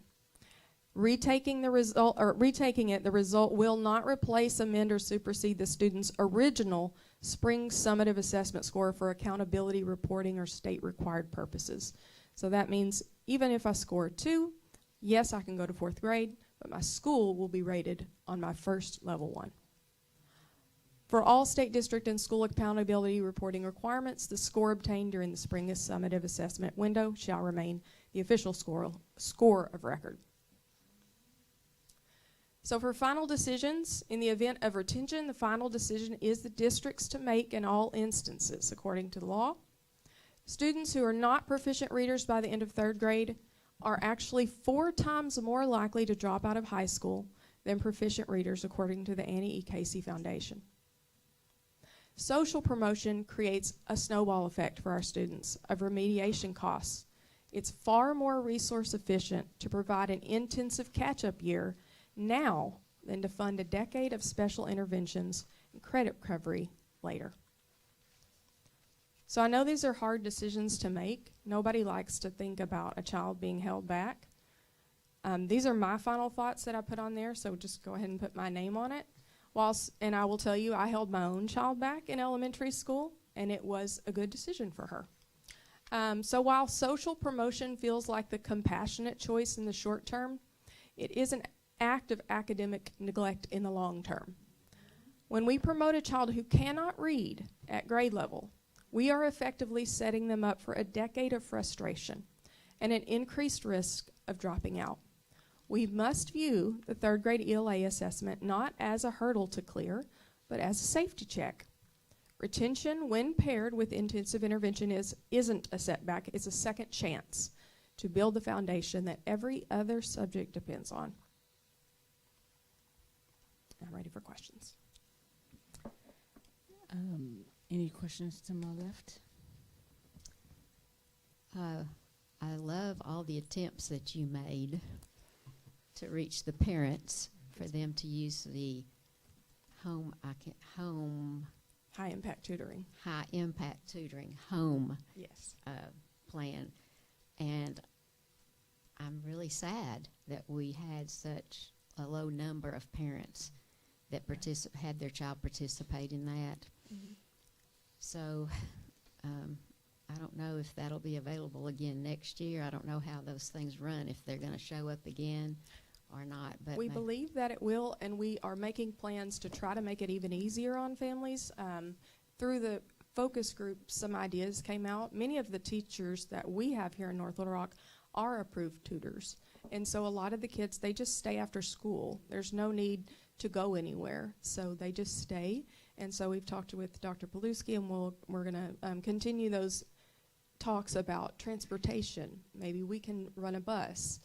So whatever we can do to remove barriers, we will do it. Oh, that sounds great. Thank you. I just want to say thank you. Acknowledging the third grade retention promotion. My husband being in the business that he is in, we see lots of individuals behind bars with a low reading comprehension and the education. And so just thank you for that acknowledgement. Yes, ma'am. Many prisons actually make projections of how many beds that they will need based on fourth grade reading rates. Yes. Wow. It's sad, but it's true. It is. Anybody to my right have a question? It's on her. My only question, I think you answered it, was some of the hurdles to the parents just like having people in their home so you Not really, because although it is called home tutoring, I don't know of anybody who actually does it in the home. Most of them will do it like at the library or at the school itself. Okay. All right. I loved your final thoughts. Thank you. Thanks. Ms. Langston, how many third graders do you think we will have to retain, and what are you doing to the second graders to help them for success? Reason asked, Sunday's newspaper told us explicitly the charter schools and the parochial school third graders do not have the requirements that the public schools have.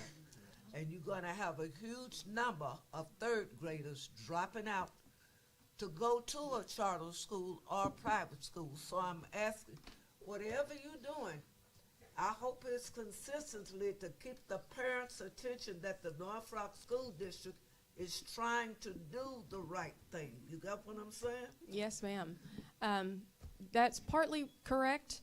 At private schools, they do not have to. At charter schools, charters are public, and this law does apply to the charter schools. It was out in the paper Sunday. Yes, clear ma'am. cut.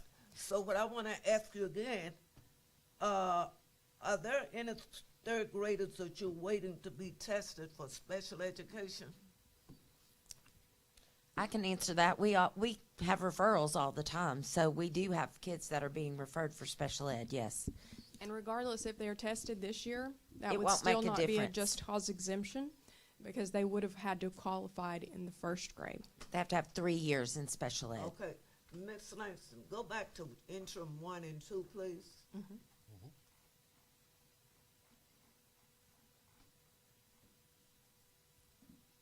Okay, tell me, like you said, you got the percentages here like the district, 52%.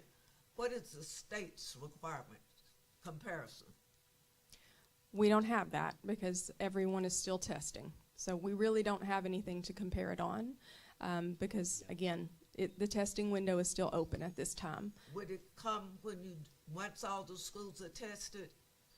Once all the schools are tested, we will be able to know, we can compare our district to the state of how many level 1s that the state has, yes. Okay, and would you go to hit home tutoring, please? Would you break that down for me, please? Are you talking about this one with the number of families? Hit home tutoring, that was the topic. Yes. So Each family that was eligible, that was decided by the state. They are second and third graders that are eligible for that home tutoring. If they were, we gave them their letter as well as all those other 10 ways you saw that we tried to contact them and get them signed up. But they get $1,500 in a program called Class Wallet. The money is uploaded there, and that's how they pay the tutor of their choice. Really? So, yes, ma'am. Say it again. $1,500, tutor of your choice. Free money.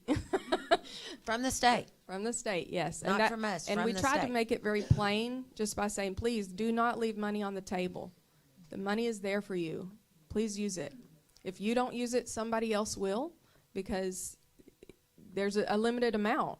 And so those letters came out in waves. Wave number 1 was those third graders, were those third graders that were most eligible according to the state's, however they decided to calculate that. And then after that, once a certain number of people did not sign up, a second wave of letters came out that included some second graders and so forth. So if you do not sign up, at some point, the money will run out. Okay, so who keeps that data to know who should be there? Who keep up with that? We have it, the State Department has it, and then our partners that gave us that grant money of $160,000, they help us track it as well. So for me, I have it, and then for our schools individually, our RAPs and our network instructional specialists have it so that we can know who has taken advantage and who has not. Okay. Thank you for the explanation. Yes, ma'am. Also, to your point, I will tell you, Mr. Barnes actually shared with me today that there was an article that came out, I believe, in Arkansas Times, if I'm not mistaken, and North Little Rock was lauded as one of the districts that got the most amount of information out the earliest. One of our parents gave us positive feedback around that. A parent from Crestwood, not sure who that was, but thank you so much for speaking out on that they have received timely information and this was no surprise. Okay, thank you. Mm-hmm. I just wanted to add to that, Ms. Williams. So next week, the testing window will close. So where you see schools that haven't tested yet, that data will come in. Then our campuses that will bring their Cobra stat, you're going to look at every school's winter interim, and then we're going to unpack that even further to the bottom quartile. So that will be shared. We always do a whole presentation about all the schools. So we'll come back, but the thing that I'm really proud of that you need to look at here is look how many third grade teachers are moving kids in the data that's coming in right now, and they need a lot of credit, and they need to be recognized for the work that they're doing. I also want to make a point, because this is very important, that as we go through this process to implement, we've got to be looking at first graders and second graders that are rising now, and the better that we can prepare them for third grade, this number should be a lot lower. And just something as we're thinking about summer school and thinking about kids that might be struggling in first grade and second, we want to catch them now so they're not in a situation like this. And we're working on that as part of our summer plan. Thank you. You said first and second grade. You forgot about the kindergartens down there. Well, that's just as equally important as pre-K and K. But when we focus on summer school, mindset to be ready I for would the go back first to and second grade. early childhood, pre-K 1, 2, all of that is equally important. All right. Yes, ma'am. As a teacher who taught kindergarten for 10 years, my students left reading, and that was my expectation. Really? So, yes, ma'am. Bless you. Oh, thank you very much. Stay 35 and you'll be a good girl, okay? Get you some. I'm about 10 years over that, but thank you. Thank you. No further great report. Great job. Thank you. Thanks. Thank you. High school COE schedule and structure update. Yep, Madam President, members of our board, I'll welcome Dr. Thomas Rogers, Assistant Superintendent of School Improvement Network A, and Dr. Nadia St. Louis, the Superintendent of North Little Rock High School and the COE. Just to kind of preset this, if you remember that we've been having an ongoing conversation as relates to budget and where are there some areas that we should consider. High school certainly schedule has come up, And what I've asked Dr. St. Louis and Dr. Rogers to do, certainly don't want to make any decisions on that without talking to the principal. And with that, I've asked them to present some options. What are pros and cons of each option? You've asked about the role of deans. Dr. St. Louis is going to talk about that. You're also going to hear a little bit about a program we use called Cardonics. And Cardonics we brought in, I think, in 2023, 24, with concerns just about making sure, are we scheduling with the resources that we have based upon the students that we have in student choice? Are those things, are we being effective and efficient with that? With that, Dr. Rogers, I'll turn it over to you and Dr. St. Louis. Thank you, Madam President, esteemed members of the board, Superintendent Paluski. We are here tonight to present scheduling and structures update for our high school and for COE. Next slide, please. Dr. St. Louis, our building principal, will be sharing some information. Stop at the purpose. Thank you. The purpose of this presentation is to review scheduling options and structures for North Little Rock High School and COE in order to potentially reduce spending and present course changes for the 26-27 school year. At this time, I'm going to ask our building principal for North Little Rock High School and COE, Dr. Nadia St. Louis, to move us forward. Good evening, Madam President, members of the school board, Dr. Paluski. I am Dr. Nadia St. Louis, building principal for the North Little Rock High School and the Center of Excellence. So the next slide, just want to address, I'm not going to pull up the audit. I believe you all have a copy of that in your files, but we did have an audit that was conducted, I believe, in the fall semester. I was not a part of that audit, but that happened with some central office individuals to look at our, Cardonics, to kind of see where our teachers were, where we could possibly make some changes, looking at efficiency through the COE and the high school. I do want to just make note, when Cardonics, when they did this audit, I believe about 60% of the master schedule was done through Cardonics. There was still a lot of hand scheduling that was done at the high school and COE, so there were some pieces there that may not have been included in the audit. And then there's also, if you're looking at the audit, there's a lot of teachers that may look like they don't have classes or students, and I just want it noted, those are teachers often that are virtual teachers, some of our teachers at the academy, as well as sometimes teachers at the high school and COE are taking on students from the opposite campus. And so I just wanted to make note of those things from the audit. One of the pieces that Dr. Rogers wanted me to address was we did meet with Mr. Morrow from Cardonics, as well as Ms. Kathy Hell, Dr. Rogers, and myself to talk about the audit and some findings and some recommendation. And so during this time, we did discuss a 7-period day versus an AB block. Mr. Morrow, according to Mr. Morrow, he did say that a 7-period day really wouldn't help as much with the budgeting for our campus, just because our teachers still would be teaching the same amount of classes. So right now, majority of the teachers on my campus teach 6 periods on an AB block. They have 3 each day. With a 7-period schedule, they would still have 6 periods with 1 period of planning each day. And so that is one thing that we discussed. We also discussed in this meeting an AB block schedule with teachers only having 1 prep period. And so essentially teachers on one day would have a full teaching load with no prep period. On the other day, they would get a prep period. And we just talked about how this would definitely cause some issues with the AB block and teachers not having a prep period every day. And then Mr. Morrow also brought up us having to look at our current programming and pathways and electives and some of our courses to reduce staffing. So that was the summary of that meeting on January the 20th. Board members, as we move into this next section, we're going to share with you our current schedule that we use at the high school, in addition to 3 additional options that we could possibly consider in preparation for the upcoming school year. Dr. St. Louis? Okay, so our first slide, option 1, is our current bell schedule. For the high school and COE, we are on a AB block schedule with most teaching staff having 3 classes a day with 1 prep period. And then each day we also have our flex period. Before we when we had early release, we had flex period 4 days a week, but now we have flex period 5 days a week. And so this is our current block schedule. On the next slide, you can see the pros and cons. So some pros with having an AB block schedule is it does provide an opportunity for deeper learning and instructional depth, fewer transitions, which of course at the high school level, that's really important for us. The less time students are in the hallway, the less issues we have with discipline and things of that nature. It does improve teacher workload.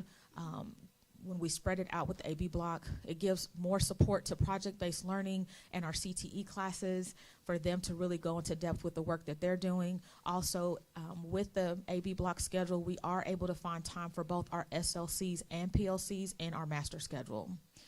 Some cons, students are not able to see their teachers every day, so there are gaps in their daily practice.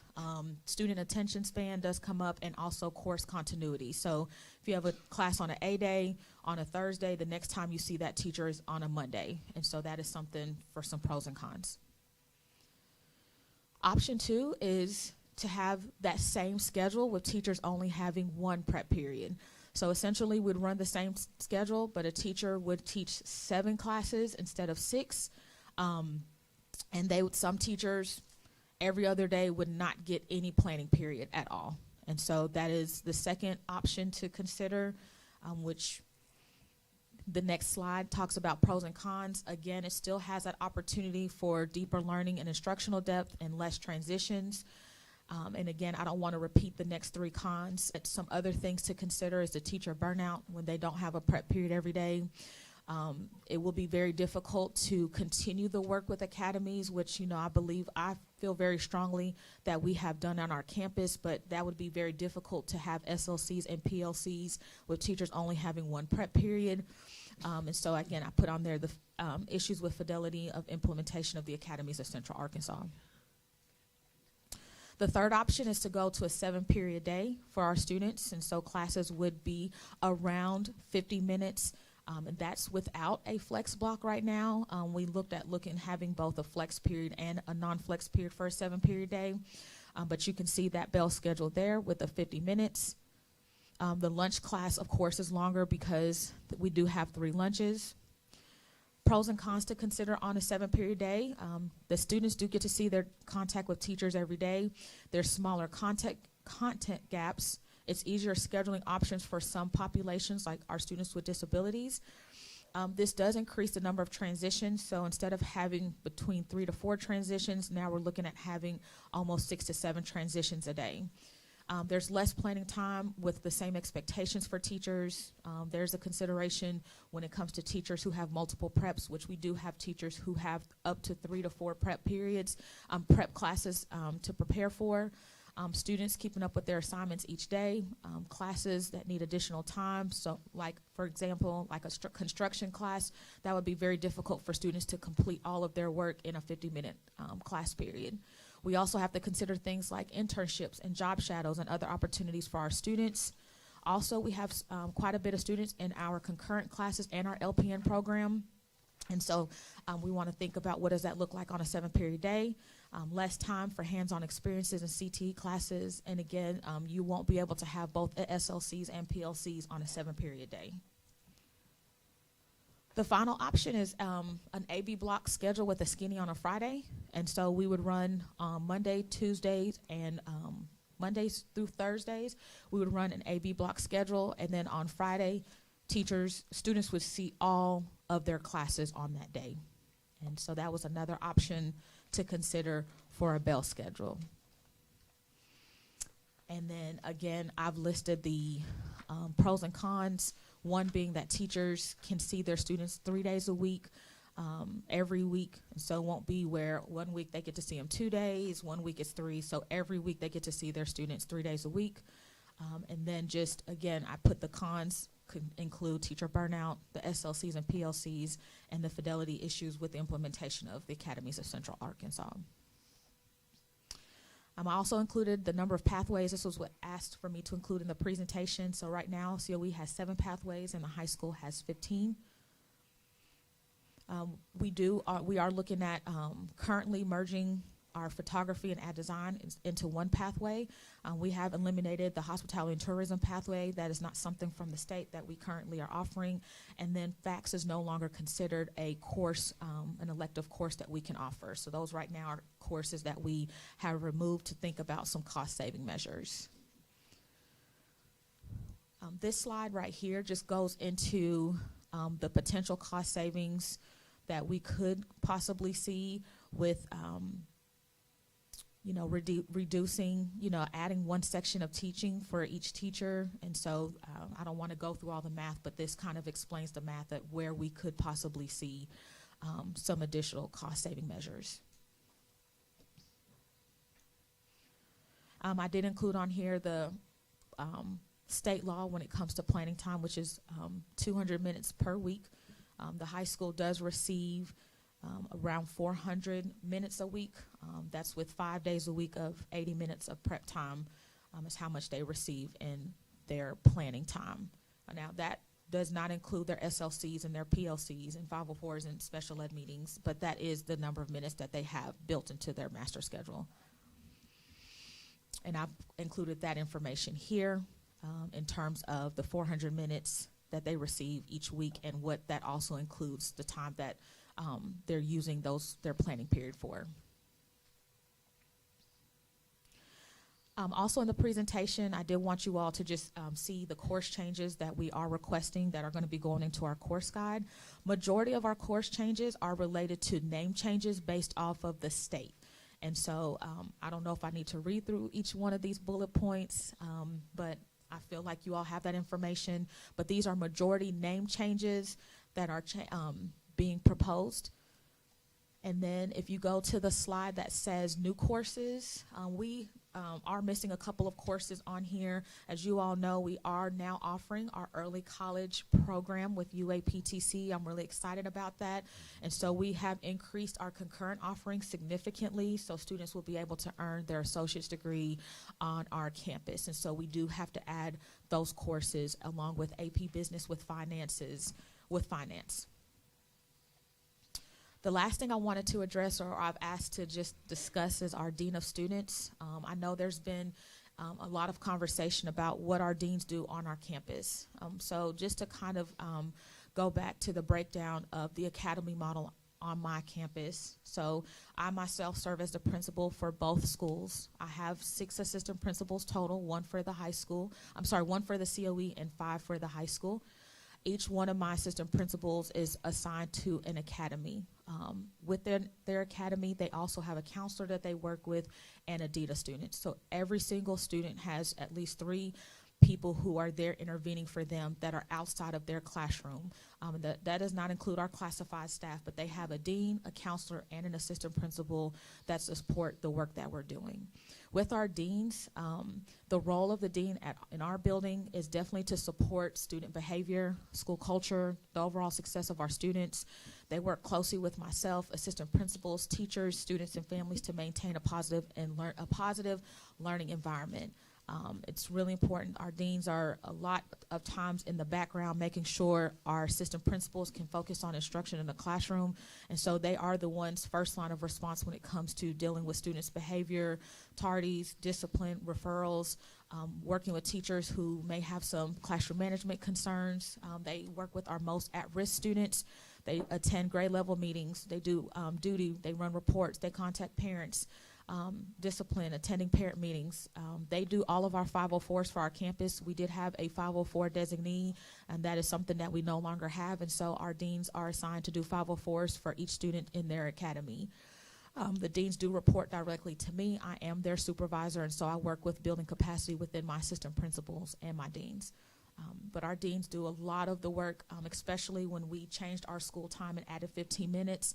Having our deans there really helps with us being able to do more things with our duty time within the morning, with lunch and things like that, freeing up teachers because we could not use them the way we've had in the past for duty when we added the 15 minutes to the day. So our deans really serve a vital part on our campus when it comes to maintaining calm and order. And I believe we worked really hard to keep our building focused on instruction, and our deans play a huge role in that. But that ends, I believe, the presentation where you all were able to see our options for our bell schedule, as well as our course changes request and our information about our Dean of Students. Ms. Williams, you have any questions? Yes, I have 99 questions. Okay, go ahead. I'm ready for the first one. First and foremost, Dr. St. Louis, thank you for this report, but I thought this was something I should have had the first semester. And have you involved the staff of the community about the change? And tell me, number one, what are we trying to go to a 7-period day? Because I'm getting confused, and then you'll go back and talk about the AB. So what do you want me to understand about what you're doing here? Summarize it, please. I was asked to present the bell schedule options that we can consider as a school district. What?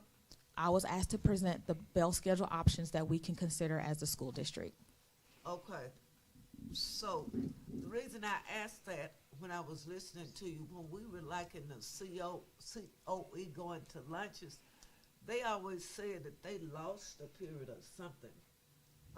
Something wasn't going on. They didn't have, they were saying when we talking about an AB thing now, they were saying that it seemed like it was a waste of time on one of those periods.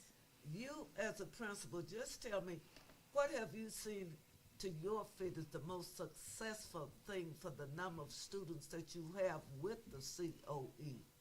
What would be the most feasible cutting money? Because having a teacher 7 periods a day seems like you'd be saving money rather than flip-flopping. Will you answer for me? Can you repeat that question, Ms. Williams? I'm sorry. Okay. I was saying, being an administrator, and you presented these two things to about the AB and the 7 period. In looking at this, what is the most plausible, easiest way to deal with it? Is it having 7 period a day? Is it better than having the AB? I guess what I'm asking you. I'm going to say from the feedback I received from my staff and students, their preference is, of course, the AB block schedule. They do? AB. Okay. And is that a lot of free time there? From in the classroom? AB, AB, how many periods to get a day? So there's 4 periods a day. How much free time does a teacher get on AB day, on A day? They get an 80-minute prep. Huh? They get an 80-minute prep.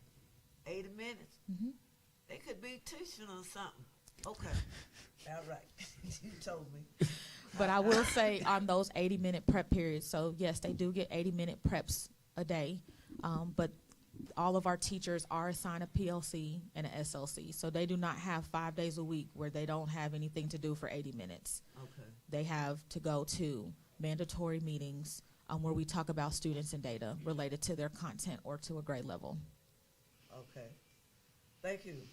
So what we got to vote on? The vote for that? This is just information that I'm presenting to you all. Now next week it'll be voting time. But what I'm asking you, if there's some decision we need to be looking at, this is a whole lot for thought, and you've given us enough opportunity to be able to ask some questions. And so I'm simply asking you, what should we be looking at? I think that you need to consider the opportunities for our students. Okay. So one of the things that I feel like we worked really hard on our campus is to provide meaningful opportunities for our students, whether that's through the academies. We're now doing early college. We offer AVID to our students.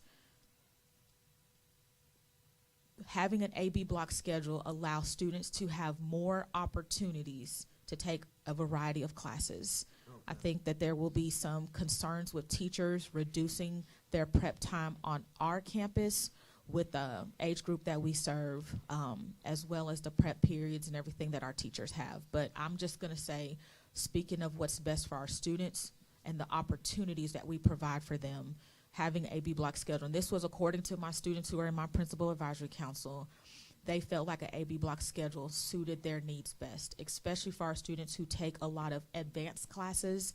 You think about a student who is taking 5 AP classes and having to do that every single day.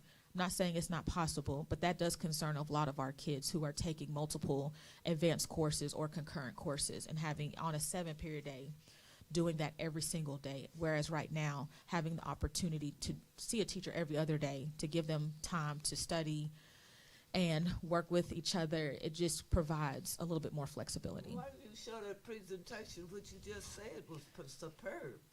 Well, You didn't need that. I understand it clearly now. What you feel is best for the students, and that's your presentation to us as the board. Thank you. Very good. You're welcome. Thank you. Ooh, that's Ms. Temple? Okay, I just want to understand a little bit better what I saw in the audit. I saw a whole lot of teachers with nothing in their flex period. So if they already have all this time for prep. So we have some of our teachers who have a lot of our teacher leaders. So my SLC leads and my PLC leads, they use their flex time to plan for their PLCs and their SLCs. Okay. All right, so on here I see PLC, flex, conference periods, and you're saying that they also have scheduling time. I'm sorry. Nadia, Dr. St. Louis, will you please go to slide 4 and click on, do you want COE or high school? That way the public can see what we are referencing, please. We are live, we are on YouTube. Everyone needs to see what we're speaking of. I was on the high school, but He's on the high school. yeah, Just I was so- on the high school. So I just see a lot of what I consider non-teaching time, so I guess I'm trying to understand how you're collecting how much time they have, because we're offering them double what they have to have. Mhm. Does that include the flex time, or is flex time on top of that? When I'm looking at their minutes, I don't include the flex time. I just look at their prep time, their prep period. Okay, so is a PLC a prep period? It's part of their prep period. Like a PLC is the professional learning community. So if I have 4th period prep and my chemistry PLC is meeting that time, that's what our chemistry teachers do during that prep period. Okay. All right, so the way I'm interpreting this in my mind is they have even more time if they're not having a class for flex. I mean, they're planning during that time, but if we already have given them planning time, that's just additional planning time. well, they're planning, if I'm a PLC lead, they plan for their PLC meetings, they're pulling their data, they're doing those type of things for their PLCs. Okay. Well, I'm still confused because that's what I mean, I'm not trying to be difficult, but I guess that's what I said. Is flex on top of all that time that we've already given them, and you said yes. For the handful of teachers who don't have a flex. Okay. Yeah, there was a lot of, when I went through here, there were a bunch that did not have flex time. Now, again, this audit was only done 67%, so this is not a complete view of North Little Rock High School or the Center of Excellence. There are a lot of teachers who were assigned a flex after this was pulled, so I don't know who pulled this and when it was pulled or anything like that, but this, when they did the scheduling, only 67% of the scheduling was done through Cardonics. The rest was hand scheduled. So there are pieces in here that are missing. Okay, and then that was going to be one of my questions too. I know that I think middle school was able, and I'm not 100% sure if this is correct, but I thought middle school was able to do all of their scheduling through Cardonics. Yes. And I'm confused as to why the high school is having a problem doing the same thing.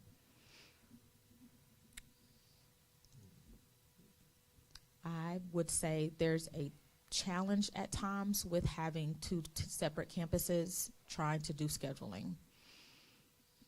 But this year we're going to have 100% of our schedule done. This was just last year's schedule. But doing high school and COE through Cardonics has been difficult. So there's not a way to do them separate in the same program? You're having to, because so many of our classes overlap, you really have to be like, okay, here's what's happening with the high school. Let me get out of here to go see what's, it's really challenging because there's so much overlap between the two schools. Okay, all right. and I may be misunderstanding again, but I thought that basically you picked a school, you were in the COE or you were in the high school. And I do realize that they could take classes from each other, I think. We have a lot of teachers who teach. Like there's a lot of crossover between both campuses. Every year we've probably cut 6 teachers on my campus, absorbed them. And so we have really minimized our staff, and we've really tried to not have extra teachers just to have them. And so with that, we do have a lot more overlap between the high school and COE because of the reduction in staff on my campus. Every year we're reducing staff. Okay. So like last year we lost a Spanish teacher. We absorbed that position. We did not fill it. So that means like the COE Spanish teacher may have one section of high school. So when you're looking at cardonics, you're trying to continuously go back and forth between high school and COE, and it can be very difficult to do. It's not impossible. It's just challenging. Okay. All right. I'm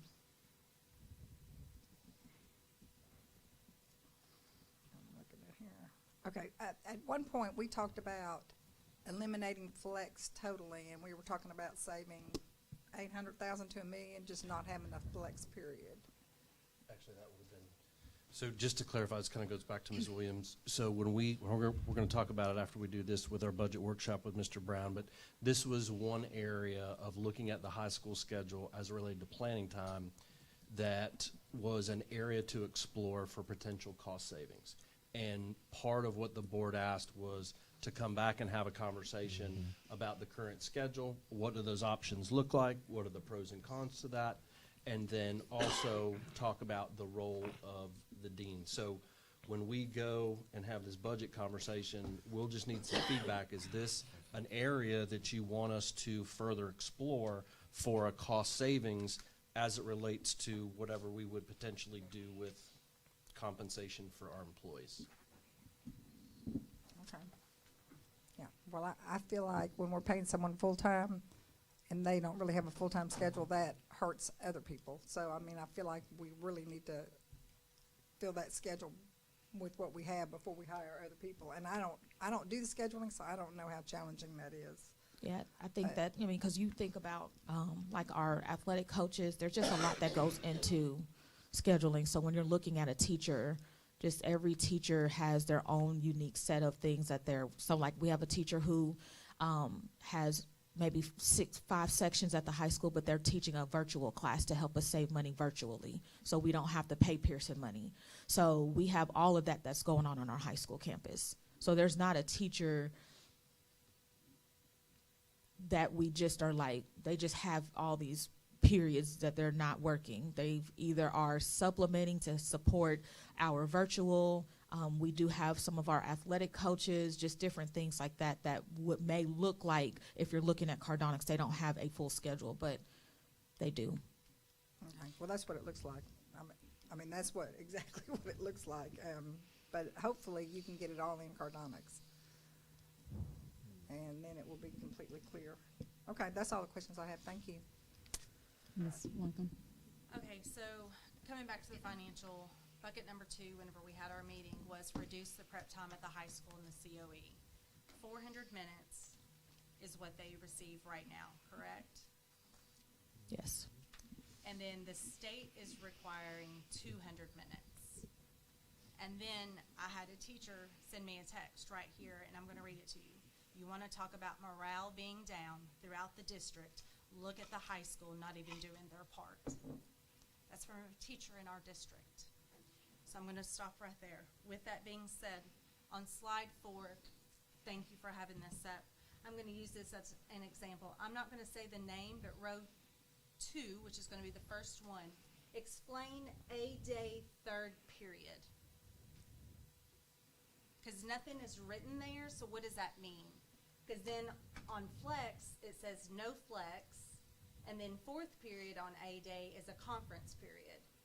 So then I'm going to skip ahead to B day, a completely different day. I see journalism, geometry, and geometry. In one class, I see 16 students, 27 students, 8 students, and again, I still see no flex and PLC. So when we talk about this teacher being paid, I'm gonna say $50,000 because that's our base standard. Explain to me how they have more time on their hands by this picture and we're an F school. Well, I would say for this teacher, again, when this report was ran, from my understanding, that is not our final master schedule. So that does not report out the students that are in that teacher's class, especially right now as this year has gone on, and that teacher has a full schedule. Okay. So let's go down to line 26. Right here. For all Yes. that are paying attention, coming across. Volleyball, we have 23 students. I see nothing, no flex. Volleyball was 17. Coaching, freshman seminar 23, nothing, nothing, and 17. So no flex, I'm assuming it's nothing. I believe that person has a flex now, but I don't know. So again, $50,000, and I'm seeing, what's that number right there in that red, Cindy?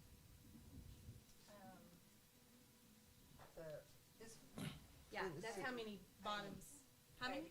80. 80. So 80 students is what that individual is responsible for? Is that what I'm understanding? That's correct. Okay. Scroll, I guess, up. Okay, let's pause. Staff not in cardonics. Staff not in cardonics. No assignments in cardonics. Help me understand. So that staff does not work in our building. Okay, thank you. Mhm. So why are they on this schedule? Because I'm still the LEA for the academy. Oh, so for the academy. Mhm. Good job, thank you. Okay, let's scroll up. Okay, let's stop right there. And even with my contact center. Ooh, Coach Bolding. Right. Let's go. All the way across. 83, all the way across. Line. He is part of Coach Ballon's staff. He's not part of my teaching staff. He just has it on the schedule because he's our head football coach.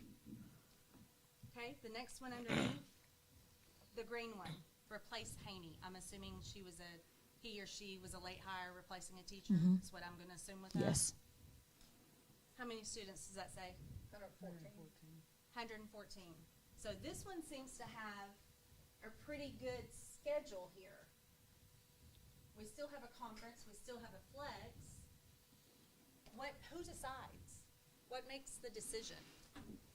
For what?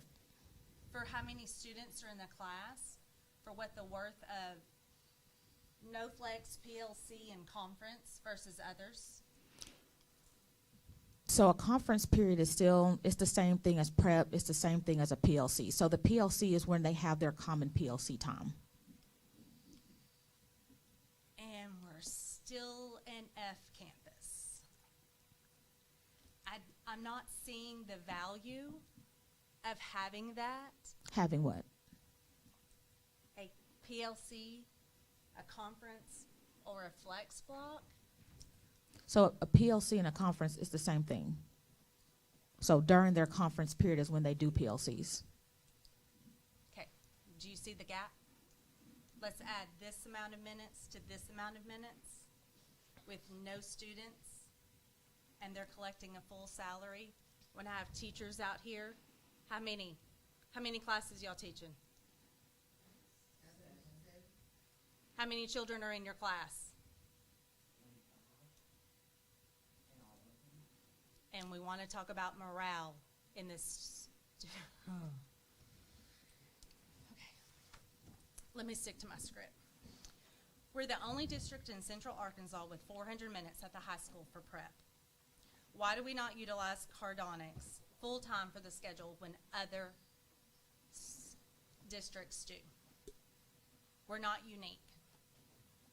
We're not that unique. We're not. Go to slide 16, please.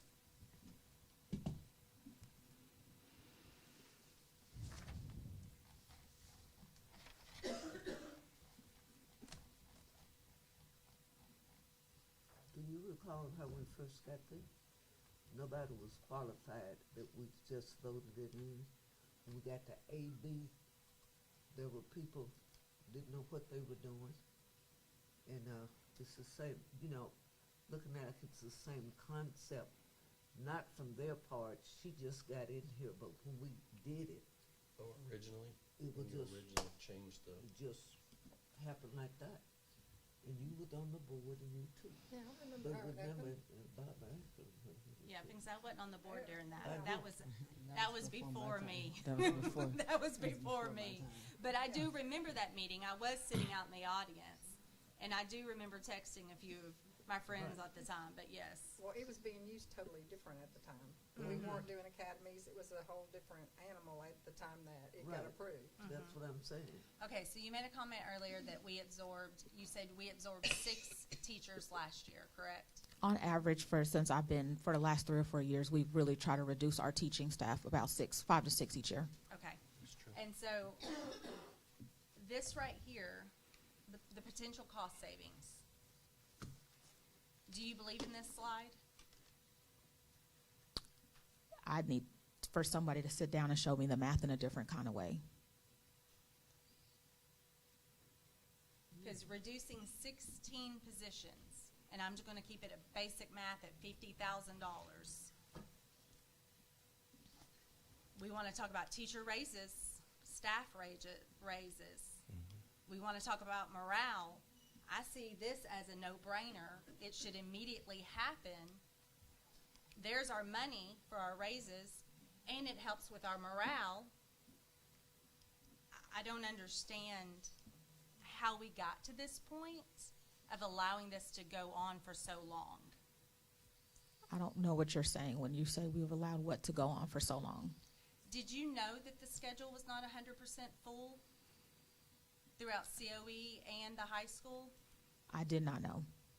It was at 67%. And so this is a new revelation. I would say I knew a little bit of time ago, but not like the first day of school. Go ahead. Ms. McLean. Superintendent and board members, let me see if I can bring this in. Certainly, we cannot undo what was done in the past. Obviously, my start date was July 1, so what we're looking at was clearly in place when I arrived, and obviously, the high school and COE are both in my network. I take full ownership and responsibility for what you're looking at, and certainly have fully committed myself in preparation for next school year to follow the directives of my superintendent to make sure that this does not continue. We are committed to making the changes we need to make to do what we need to do for the potential cost savings and to make sure that we are taking 100% accountability and using the resource that we've paid for, Cardonics, to help us get this work done. My superintendent has been forthright with me in what the expectations are for me going forward in preparation for next school year, and I've committed myself to the work and to telling him that we're going to get this done. The next time we sit before you talking about the schedule, there will be a difference. But again, this was in place when I got here, and I don't have anything to do with that. When I signed on July 1, I accepted everything in my network, including the letter grades, as they are. And I'm committed to making the changes to make a difference for what we need to do here. Ms. McLean, did you have a question? Yes, I do. Who is involved in doing the schedule in Cardonics? I have a master schedule for the high school and for the COE, and of course, administrators.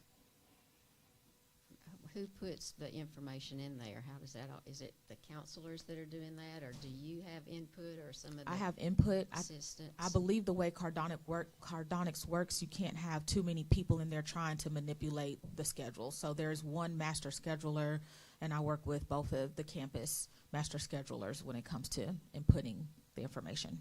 Okay. I have a question about the flex period. What exactly is the purpose of the flex period? I know it's 40 minutes, right? And what is the purpose of that flex period? Well, flex, it's changed every year since I've been here. It's always been kind of a back and forth on the campus in terms of the time and what's best for the students and staff. I would say this year, our flex period, Mondays, we focus on Mindfulness Mondays, so they look at their hack. First semester, we did a writing activity every day. This semester, we're doing Drop Everything and Read. During flex, we do Delta Math and Success Maker. We are doing pullouts Tuesdays through Fridays. Tuesdays and Thursdays is math. Wednesdays and Fridays is ELA and biology. We also do clubs on that day because a lot of our students just can't stay after school for clubs. And so we do clubs during our flex time. We do a lot of our class meetings, and we really try to use that time like if anyone wants to have any type of event so we're not disrupting instructional time.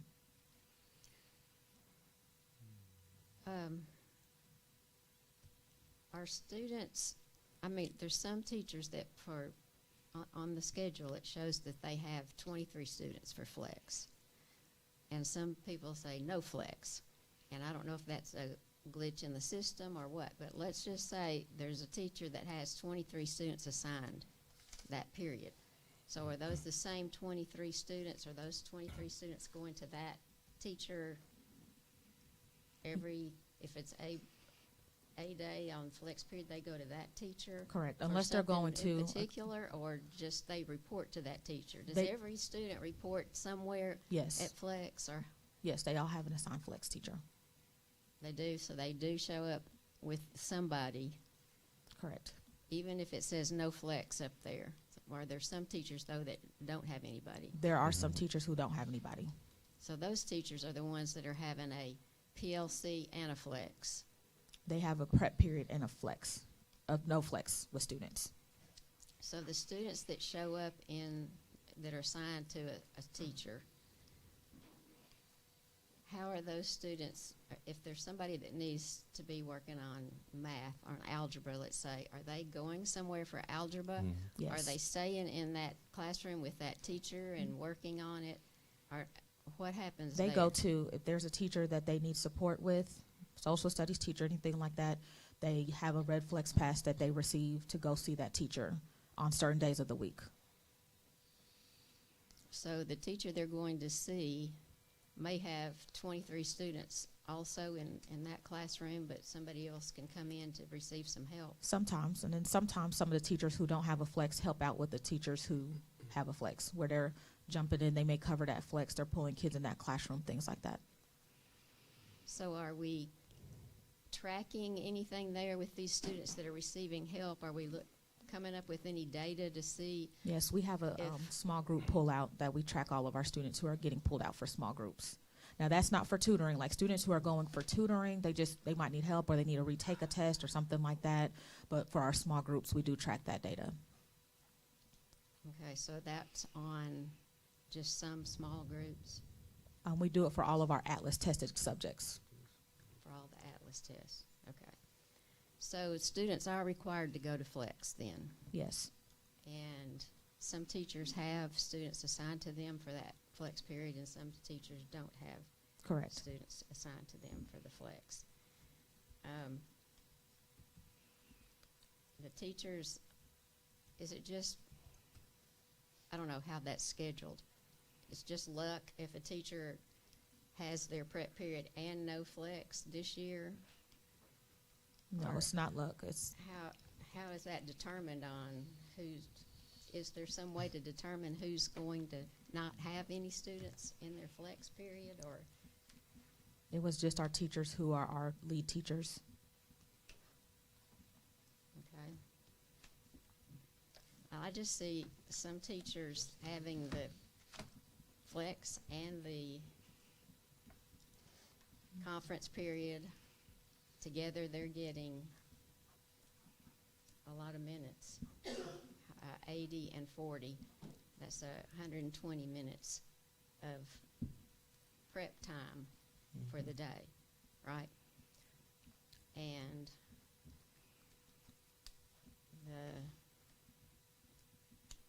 it looks pretty uneven. However, I understand that Cardonic's schedule that you've got may be a little bit off. It's not perfect everywhere because of the difference with the COE and North Little Rock High School. But I am seeing some discrepancies there and trying to figure out how that could be taken care of.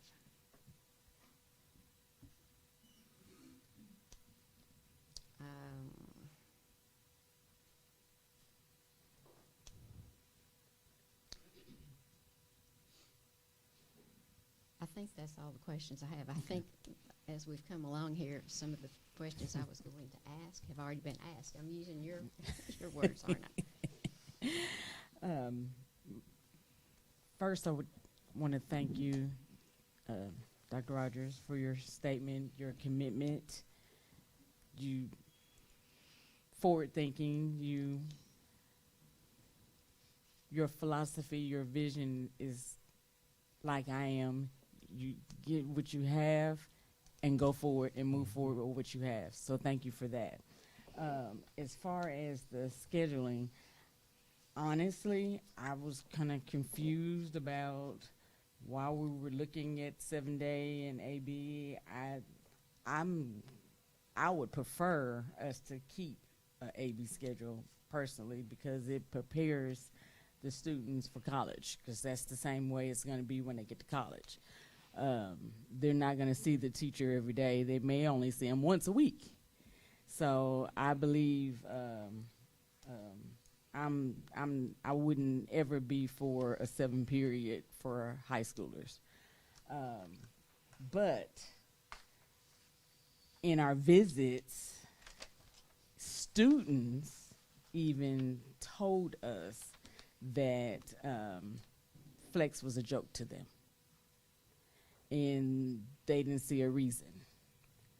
And I know that some students need the time to be able to go to teachers to, make up an assignment or get some extra help, but I'm also looking at fair across the board.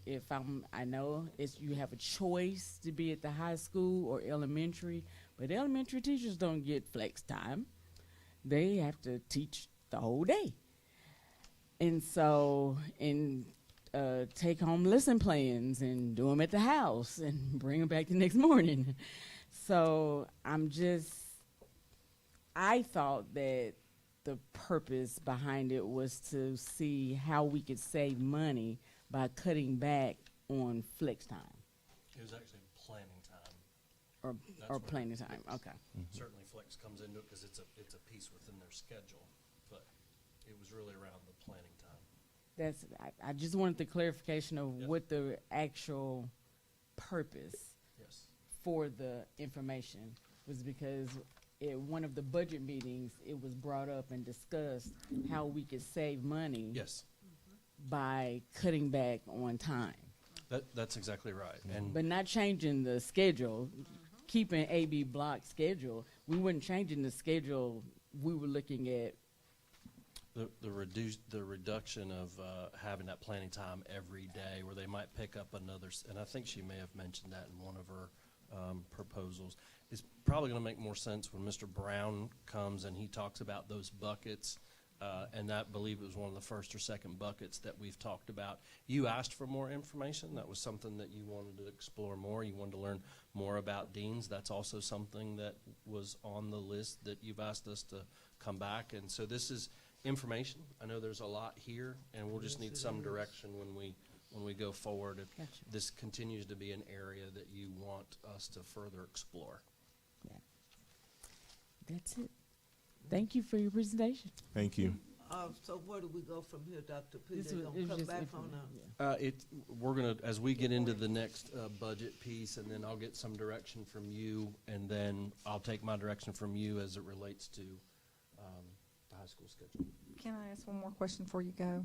Because when we originally set up Flex, it was to help the students. They have time to meet with teachers where they were getting behind or do their homework or those type of things. And that's what they're doing. If we keep Flex, is there any way that we can ensure that we're using that time for the students' advantage?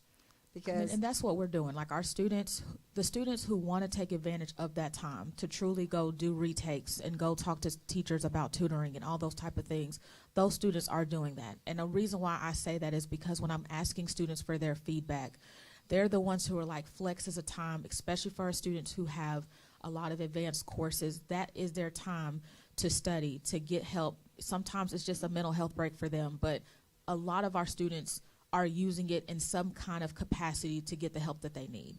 I would say this year we've been really strong with interventions. Flex has not been our strong suit, and I will be 100% honest with that and take responsibility as a building principal. That Flex has been a struggle on our campus to maintain and make sure everyone is doing their part. I would say this is the best that I've seen for our Flex in terms of consistency and passes and students going where they're supposed to go, and Delta Math and Success Maker interventions, all those different things happening on our campus. But we are using it for homework, for help, for what they need during that time. okay, well, have you heard tonight that the students have told us that it's a joke? Yes, I mean. And it's expensive for us to have that. So, Well, I think if we're not regardless if gonna- you have Flex, I think it's less about the Flex or not. I think that if you get rid of Flex, it's really just about the prep period for teachers. So getting rid of Flex or keeping Flex, as long as you have the teachers in the building, you can or cannot have Flex. The conversation is really about reducing the prep time for teachers and less about Flex. So if we feel like Flex is not a helpful area for our building, I do think it serves a purpose. We may not need Flex every day, and those are the conversations that we need to have. But what I'm presenting to you all is less about having Flex. It's really about, will changing the prep periods for our teachers reduce the cost and savings? Yes. And that's what we have to look at. But I will say it holistically when we're looking at our schedule is also looking at, when you're looking at the audit or looking at our master schedule, you have to look at each one of those teachers uniquely. Some teachers are blank because they are a virtual teacher. So even though they're listed for me, they're virtual because we have kids who are taking a virtual teacher. We have teachers from the academy.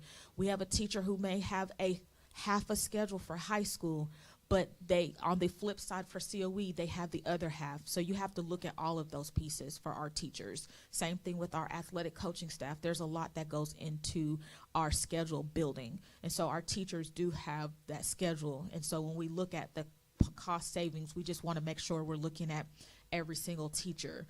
Because you can look at that audit and think, oh, well, this teacher has a lot of time. And it's like, no, don't forget that they have a virtual class, because our teachers covering the virtual class is helping save money for the virtual cost. Okay. Well, I understand that this, what you presented, is about the prep time.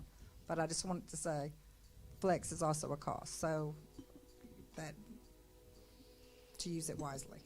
And Flex is an opportunity for us to get tighter about what our expectations are and what we want our teachers to be doing, what we want administrators to be overseeing, and what outcomes are we seeking for students. And if we choose to keep it in place, I can assure you that will be some details we will have in writing going forward for next year with accountability if it's not done. Question, Madam President. Yes, ma'am. The first thing on here, North Rock High School and COE prep time reduced 400 minutes to 300. That's a part of his budget on there. How would this be affecting the programs that you all are talking about? It doesn't make sense. I'm trying to put them together. And it says reduce 400 minutes to 200 minutes. What would that affect? Would that be affecting the AB? It would. So unless you go to where teachers have AB block, but they only have a prep period every other day. So that means a teacher could have every other week between 200 and 200, a little bit over 200 minutes. But that would mean that some teachers would not get any time to have a planned period at all. So that was one option, is the AB block, to keep AB block, but they don't get a prep every day. So you're still reducing their prep periods. and their time. And so our teachers would now teach one extra class, but they would not have a prep. Well, seemingly you wouldn't have this program. They talking about you'd save $1,300,000. I'm not getting it. I'm not getting a correlation together. It doesn't make sense. I guess this is really a little too long for this meeting here. It's a little bit too much, and perhaps it should have been at our regular workshop to get more in depth, because I really have quite a few questions, but we can go ahead. I'll just read up on it. Thank you. Did you have I another was just question? going to ask, how could you work? I'm assuming you've been thinking about this in your head. So, and the teachers, how can you work this AB block and have a prep every day that's not 80 minutes? They wouldn't have any prep at all. No, I'm saying, how could you have its AB block, but have a 40-minute block each day that's a prep or planning period? That would be very difficult to give every teacher that. Okay. I think that, we can try to look at that, but that would be difficult to give every teacher all the same time of the day, which right now that would be our flex time. To give majority of teachers, we're going to give them this flex time off, would be very difficult to navigate. I think Ms. McLean looking at, as they looked at the options of a 7 to 8 period day where you still get a planning time every day, 50 minutes. It was mentioned in the slides, Little Rock high schools have similar 8 AB day with the same number of minutes. Pulaski County does currently, however, they're moving to an 8 period day next year, and there's several other Central Arkansas schools that have an 8 period day at their high school. So we've looked into that as well. So I can see how that would be easier to schedule if you're having a 40-minute planning period to go to that type of day instead of the AB block. But I was just trying, in my own head, I've been trying to think of how the AB block could happen and have that 40-minute planning time. And I don't know how you'd work that either, but I bet somebody might can figure that out. That's why we pay Cardonics. Thank you. Thank you. Thank you. Declaration of intent for contract incentive. So, Madam President, members of the Board of Education, this will be a very brief overview.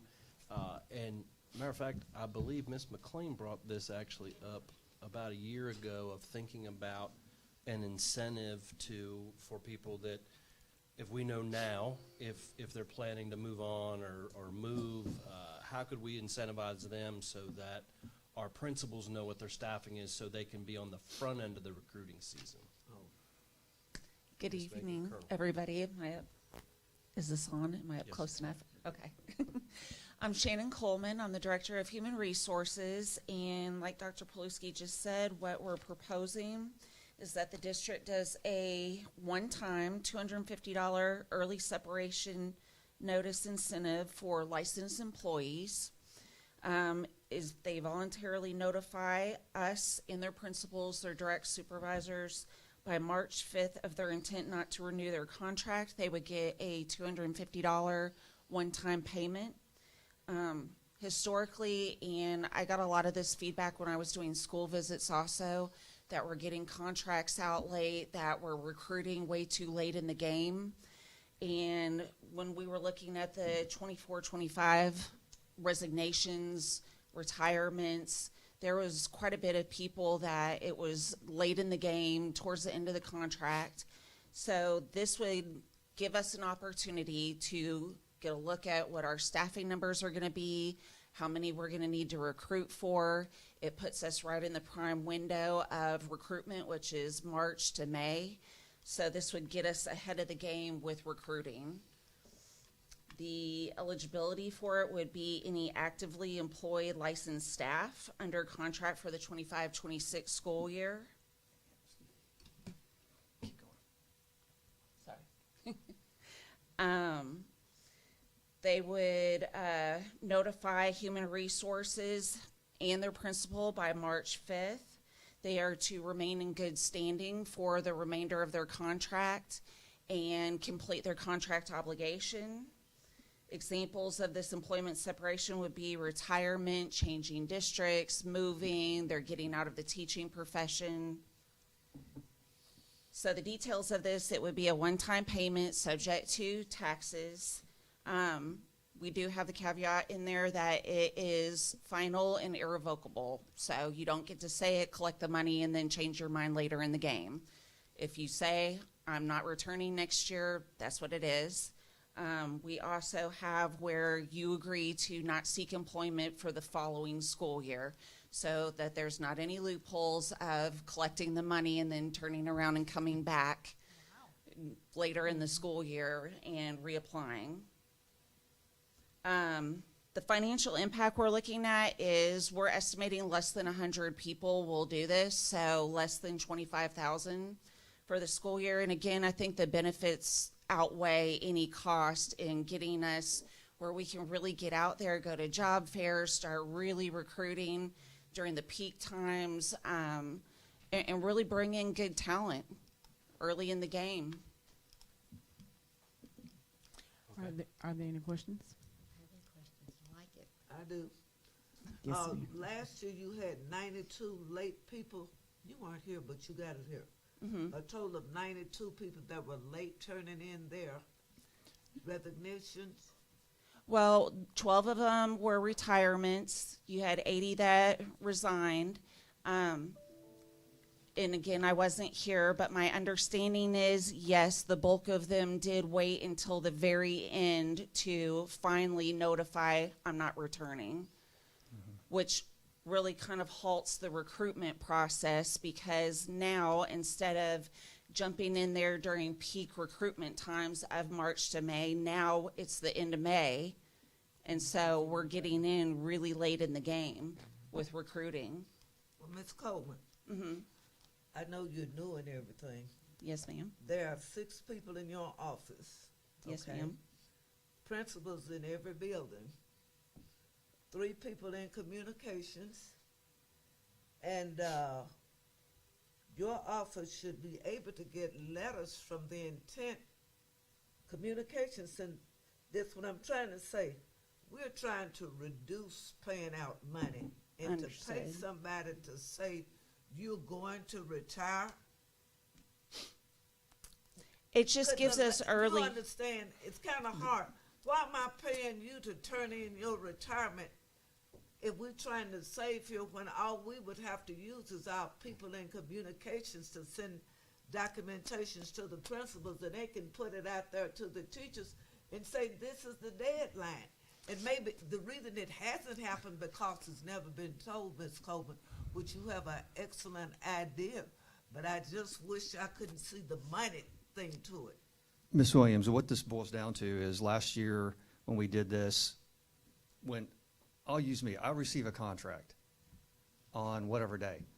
I have legally 30 days to sit on it and make up my mind. And we're trying to get them out early this year.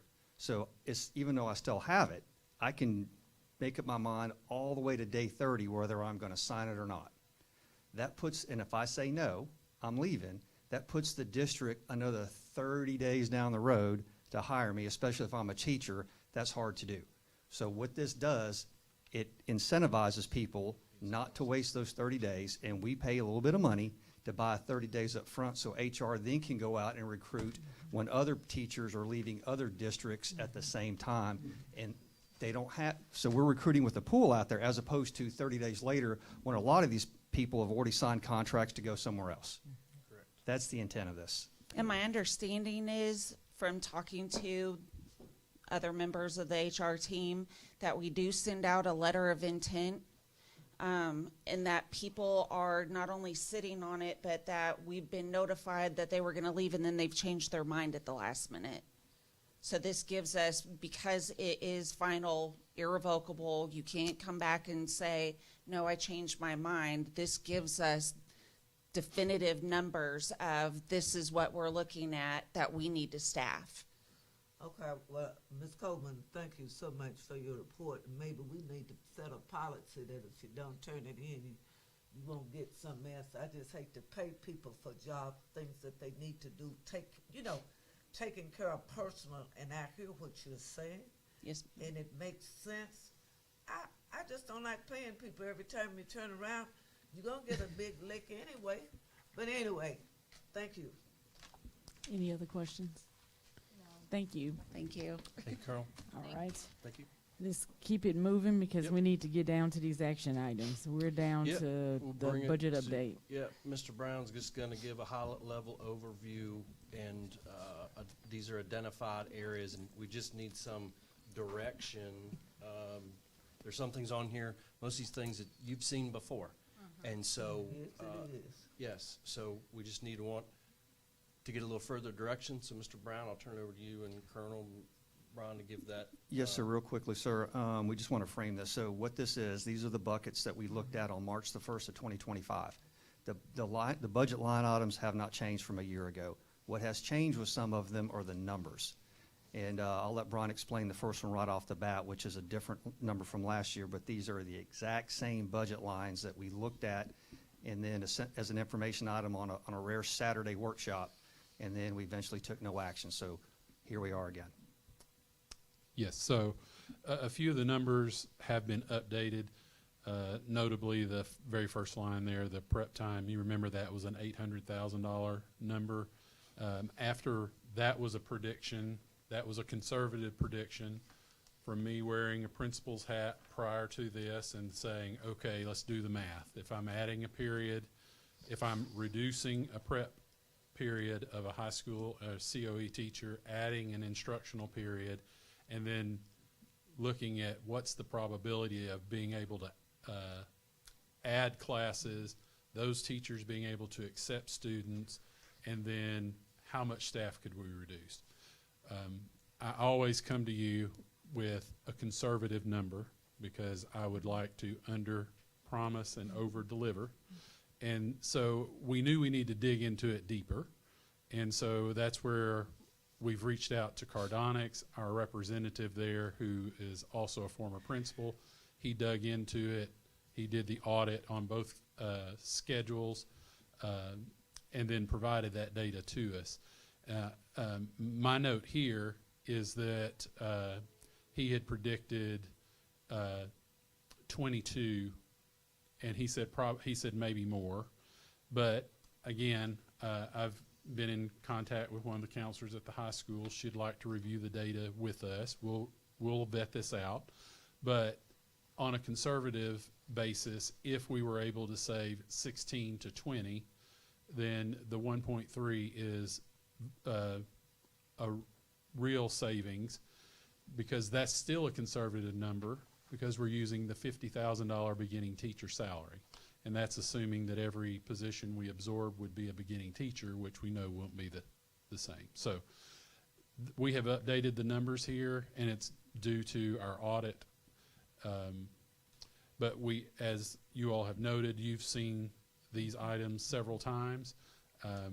And I believe Dr. Paluski was wanting to get this back in front of you, because our goal is to invest in salaries for employees.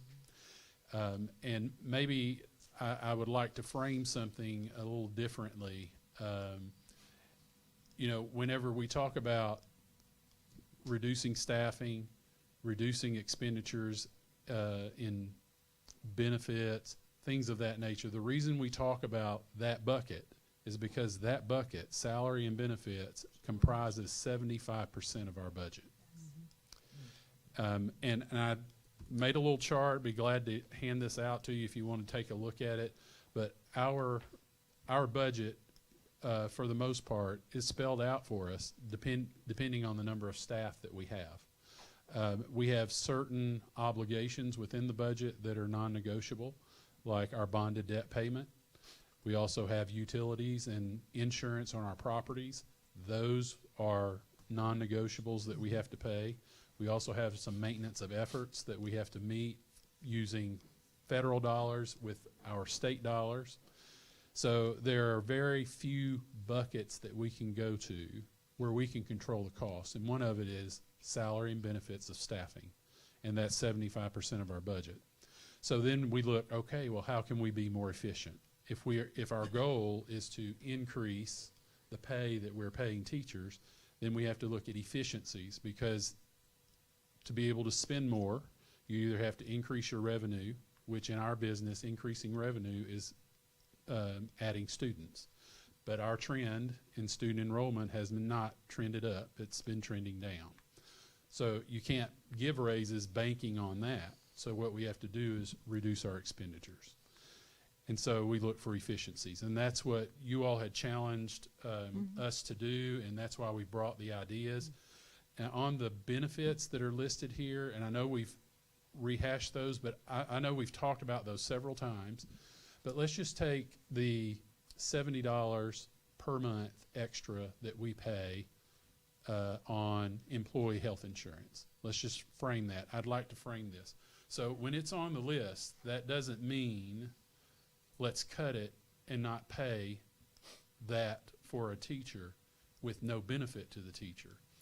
If it's on the list here and our goal is to reinvest the money in the salaries, my idea would be to let's take that $70 per month that we're paying directly to EBD for health insurance, let's take that off as a paid benefit and let's reinvest it in the salary schedule. So $70 a month times 12 months that teachers are paid, that's over $800.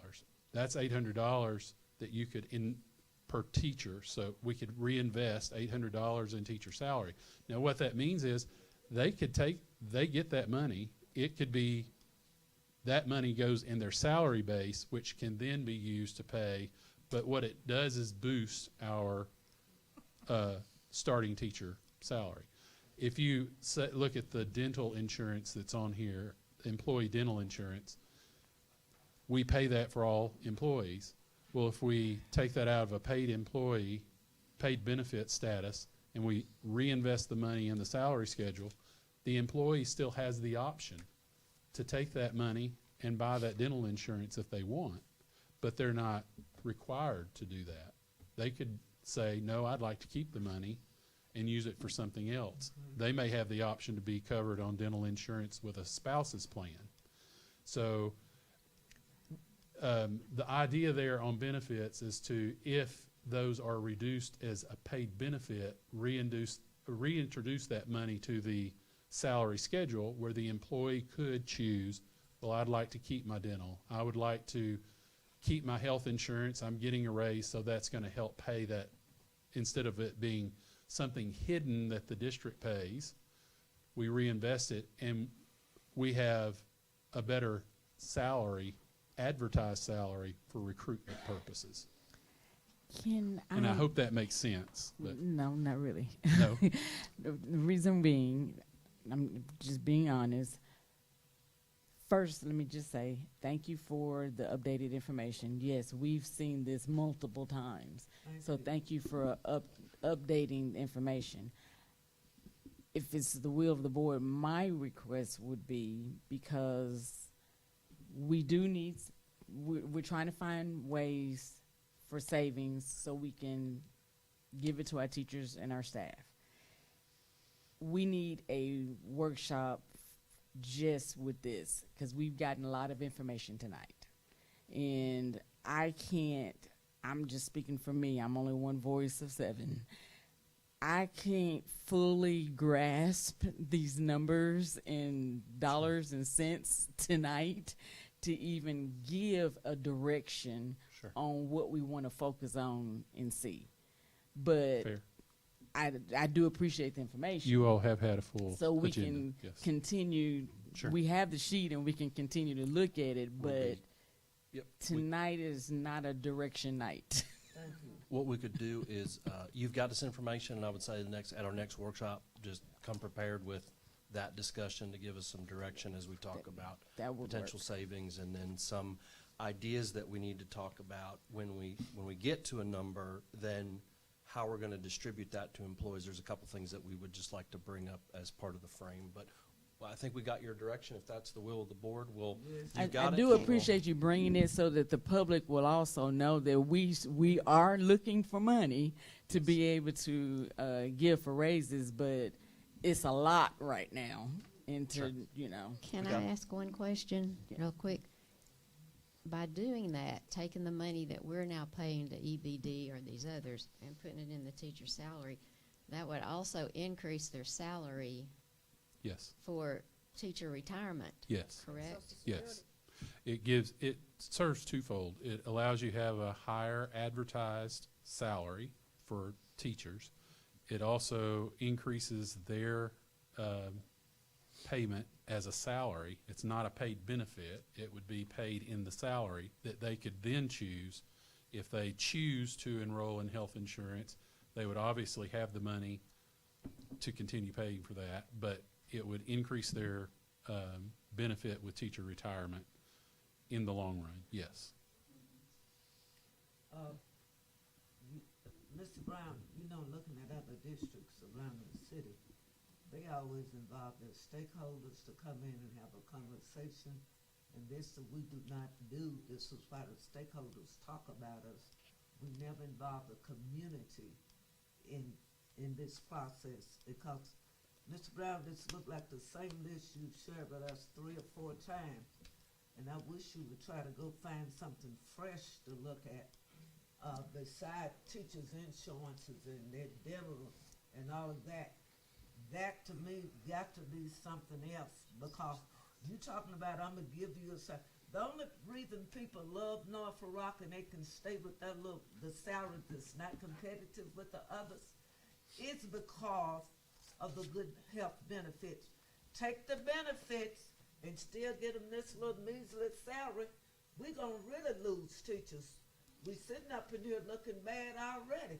Think of something else you can do but taking folk insurance and that long longevity paying they done work 20 or 30 years.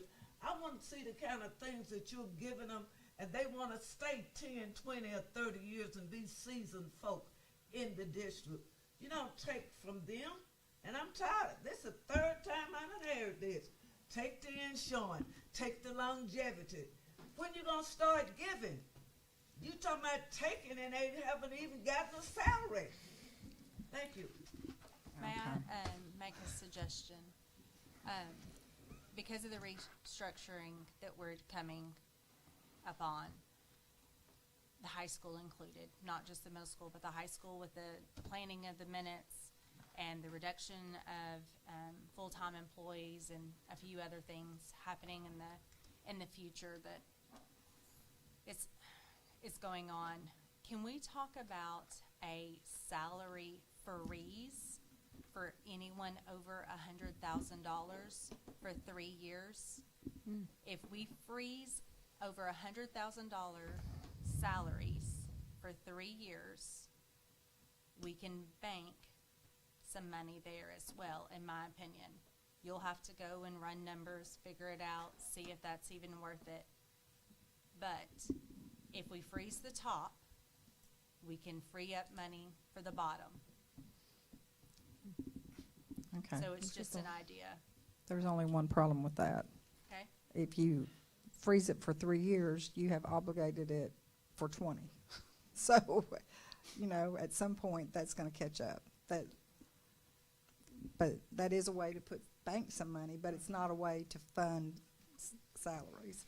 No. And what I would like to see you do, Mr. Brown, so that everybody can understand what you're saying, because I understand what you're saying. Those benefits that we're paying now, we could put that back in your paycheck as a raise, which means, yes, you will have to pay it. But then you'll pay it with pre-tax dollars. Your retirement goes up. Your Social Security goes up. You're not paying as much for insurance. You might end up with a whole lot more money. It's worth looking at and not just immediately assuming that you're trying to screw somebody. Leave it to the accountant. I think all of it is worth looking at, but not tonight. Okay, thank you. Amen. But not tonight. We'll prepare for the workshop, and really out of that workshop, our priority is going to be, you're going to give us the direction on the 4 or 5 things that you are going to consider. So if benefits are completely off the table, we'll take all that right off the table, and we'll get it down to the list, and we'll go from there. All right, cool. Thank you. Go from there.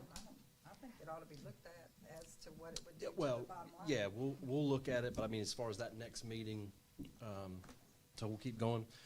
Colonel's got less than a minute to talk about construction updates. Yep. Okay.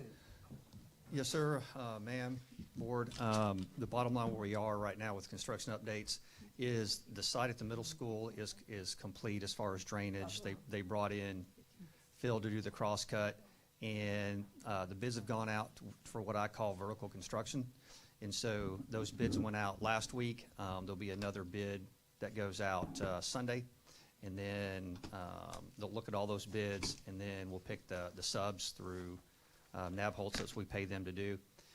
The only other thing to add to that is we're doing a change to where the fencing's going to be, because now we have to bring in heavy stuff like, steel girders, rebar, heavy concrete, that kind of stuff. So we're going to you will see an adjustment with the safety fence, and then we've got the layout for that already done. And when we do that, the screening on the side of the fence will go up. It'll have our logos. It'll have the rendering of what the school will look like when it's complete.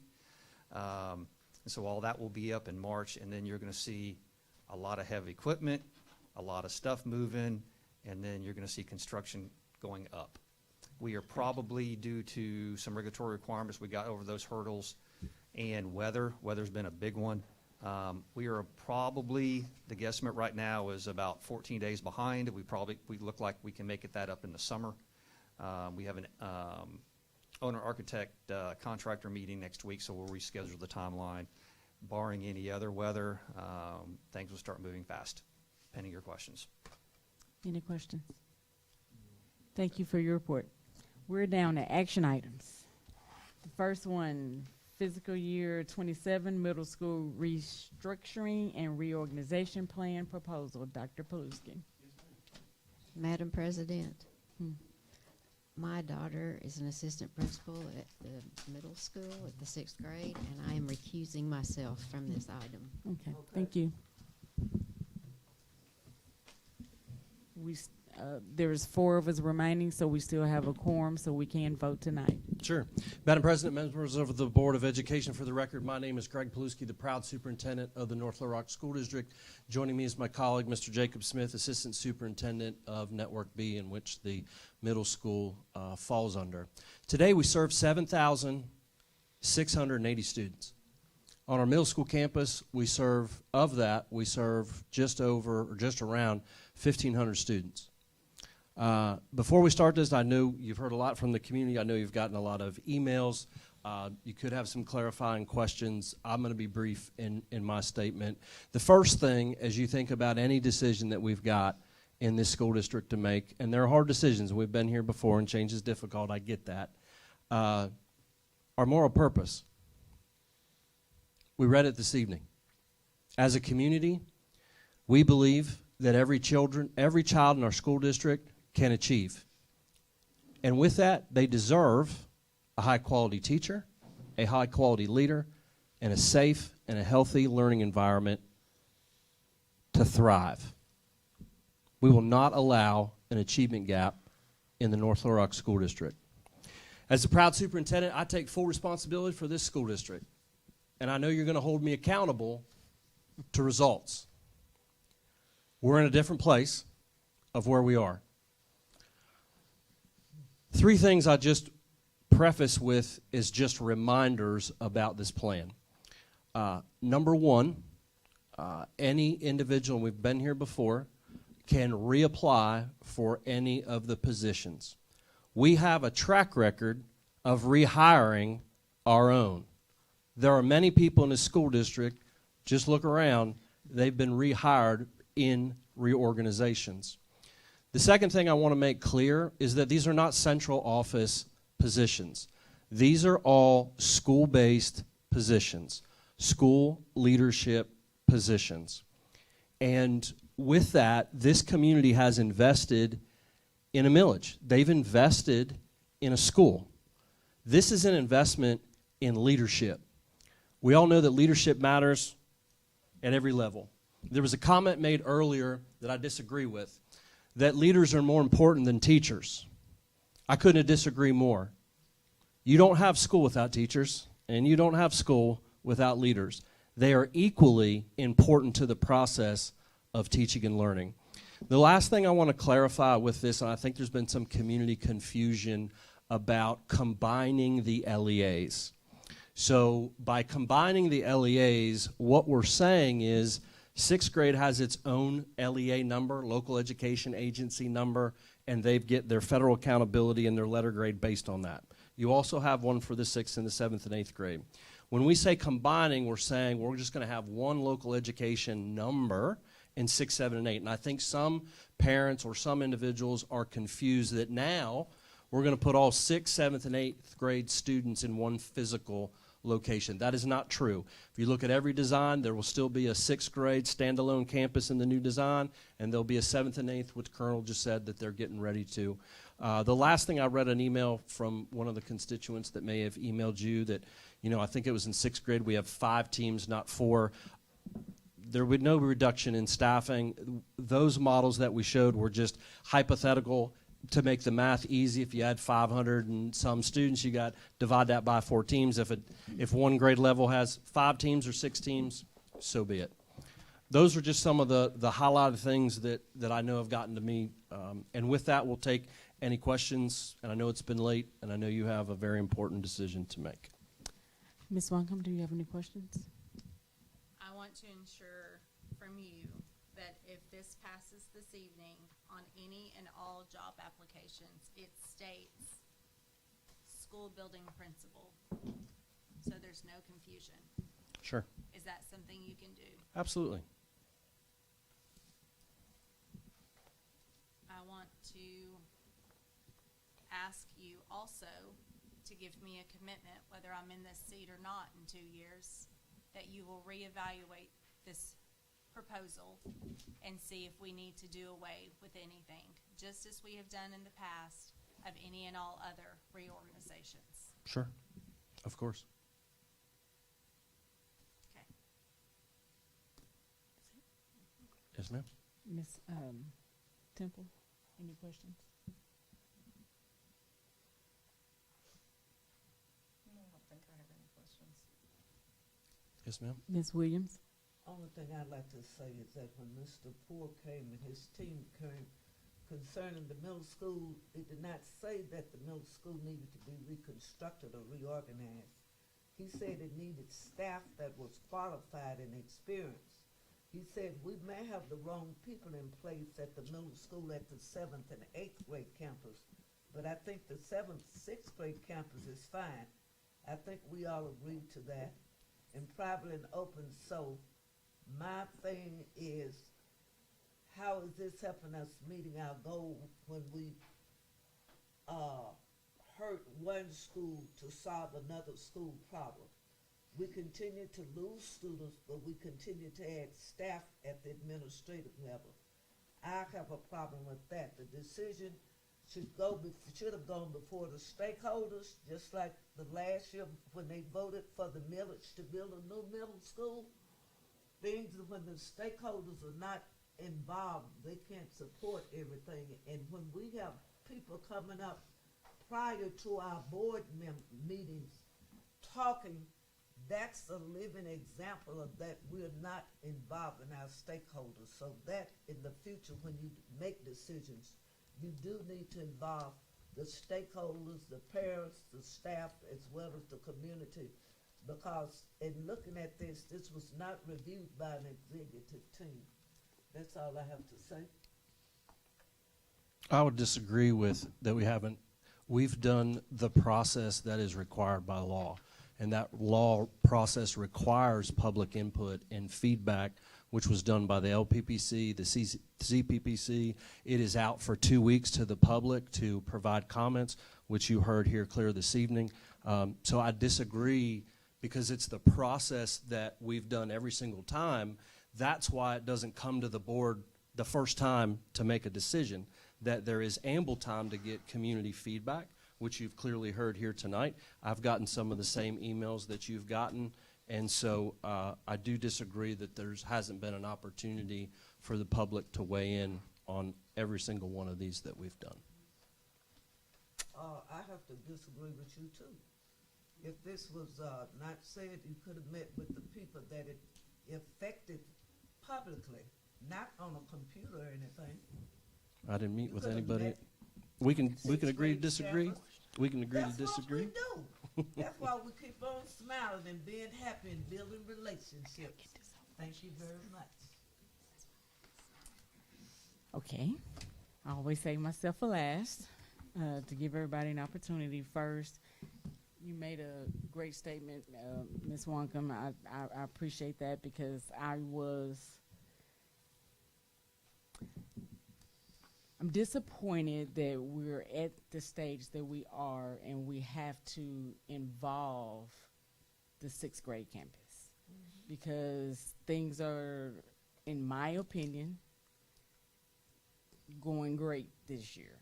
However, there needs to be some consistency so I understand the vision of why we are doing it, why the reorganization plan was presented, if that makes sense.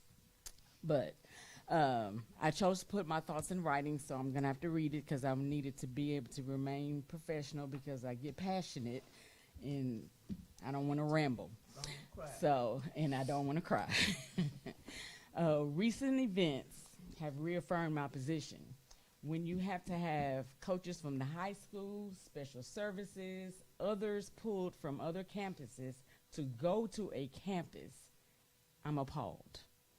I was informed today that a student appeared distraught in a classroom after the teacher left students unsupervised to address a Chromebook issue.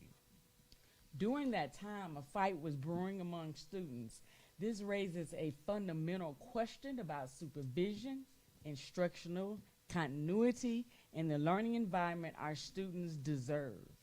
If policies state that students are not to be left unattended, then we must ensure those policies are consistently upheld.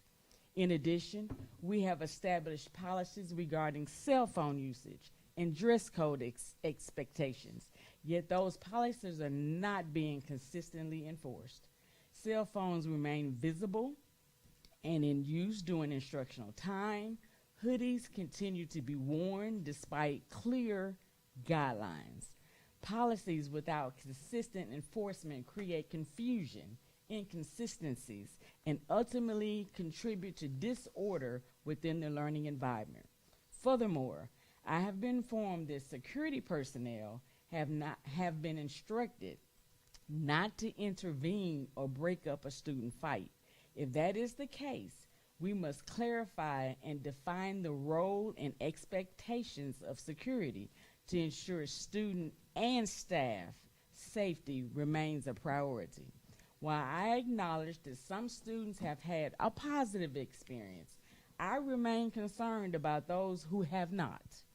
I am grateful that my granddaughter has the support of an educator at the house. Everybody don't have that.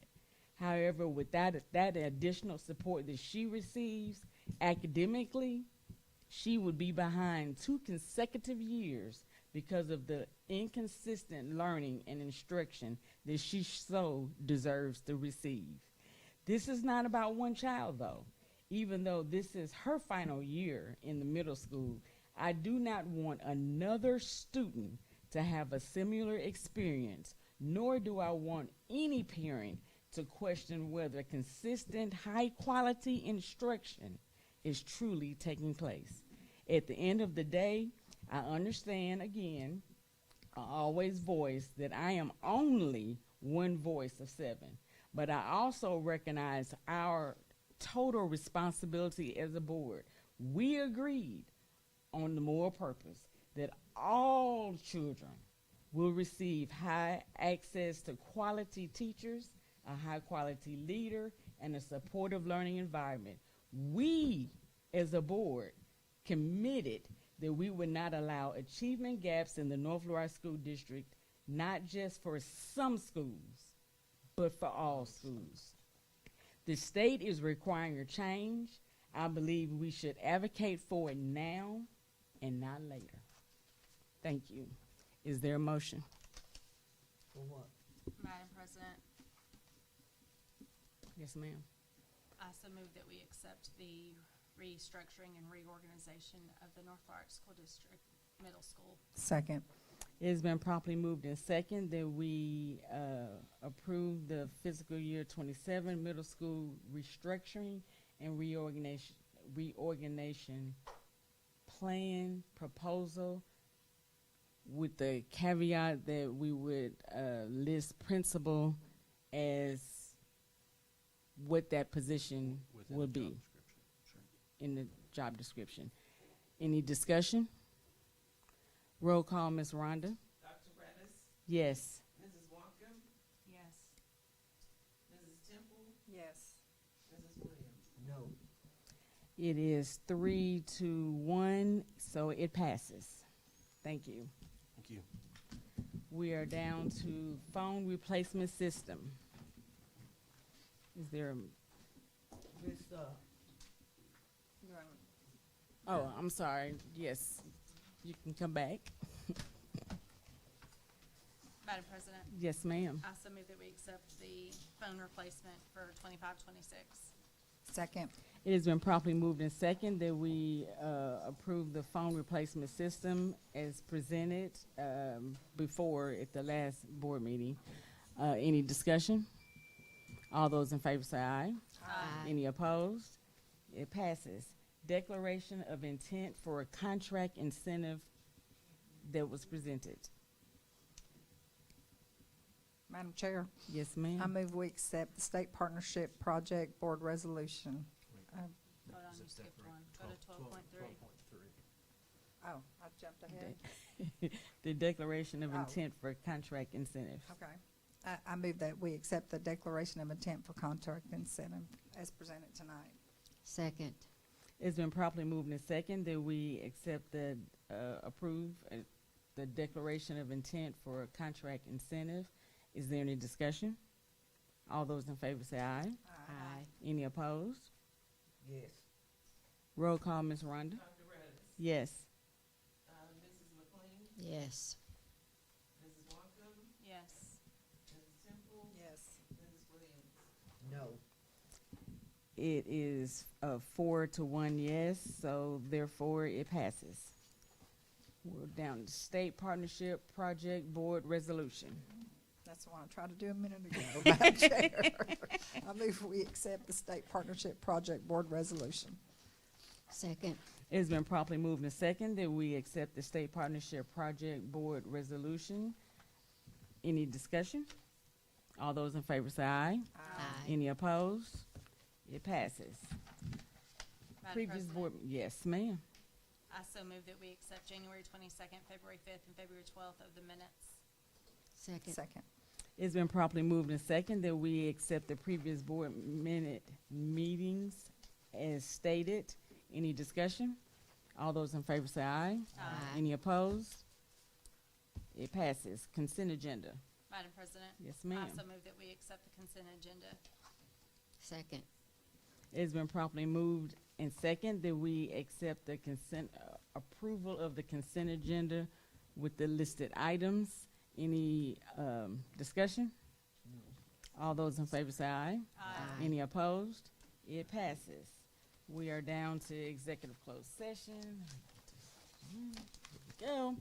Executive closed session per North Florida School District Policy 1.14A, stating that private or closed discussions by the board may occur as part of a regular or special board meeting.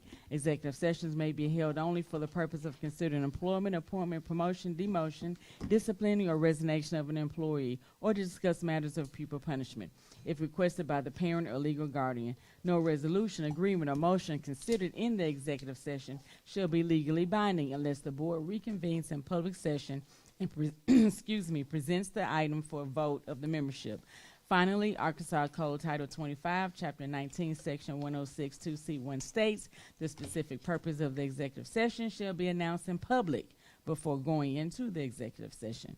Please join me in the executive closed session for discussion of the following matters: employment, appointment, promotion, demotion, disciplining, or resignation of an employee.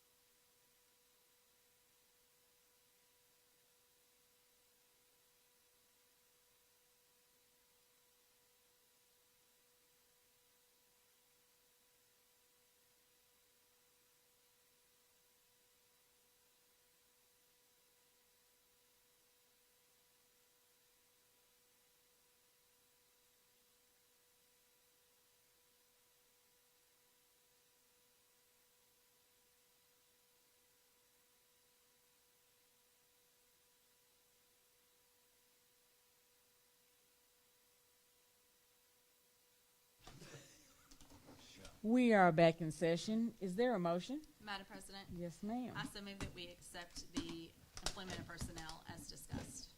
Second. It has been properly moved and second that we approve the employment of personnel as discussed. Being that it is personnel, there can be no discussion, so all those in favor say aye. Aye. Any opposed? It passes.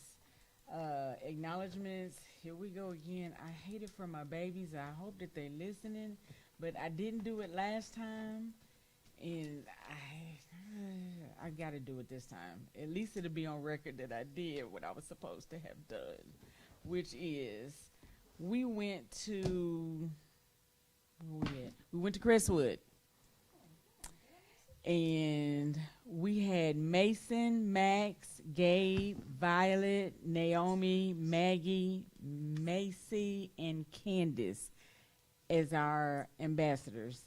They did an awesome job. I was supposed to recognize you last time, and I'm sorry. Try to be a person of my word. Thank you for being our ambassadors. Madam Ma'am. President? Yes, ma'am. I so move that we adjourn.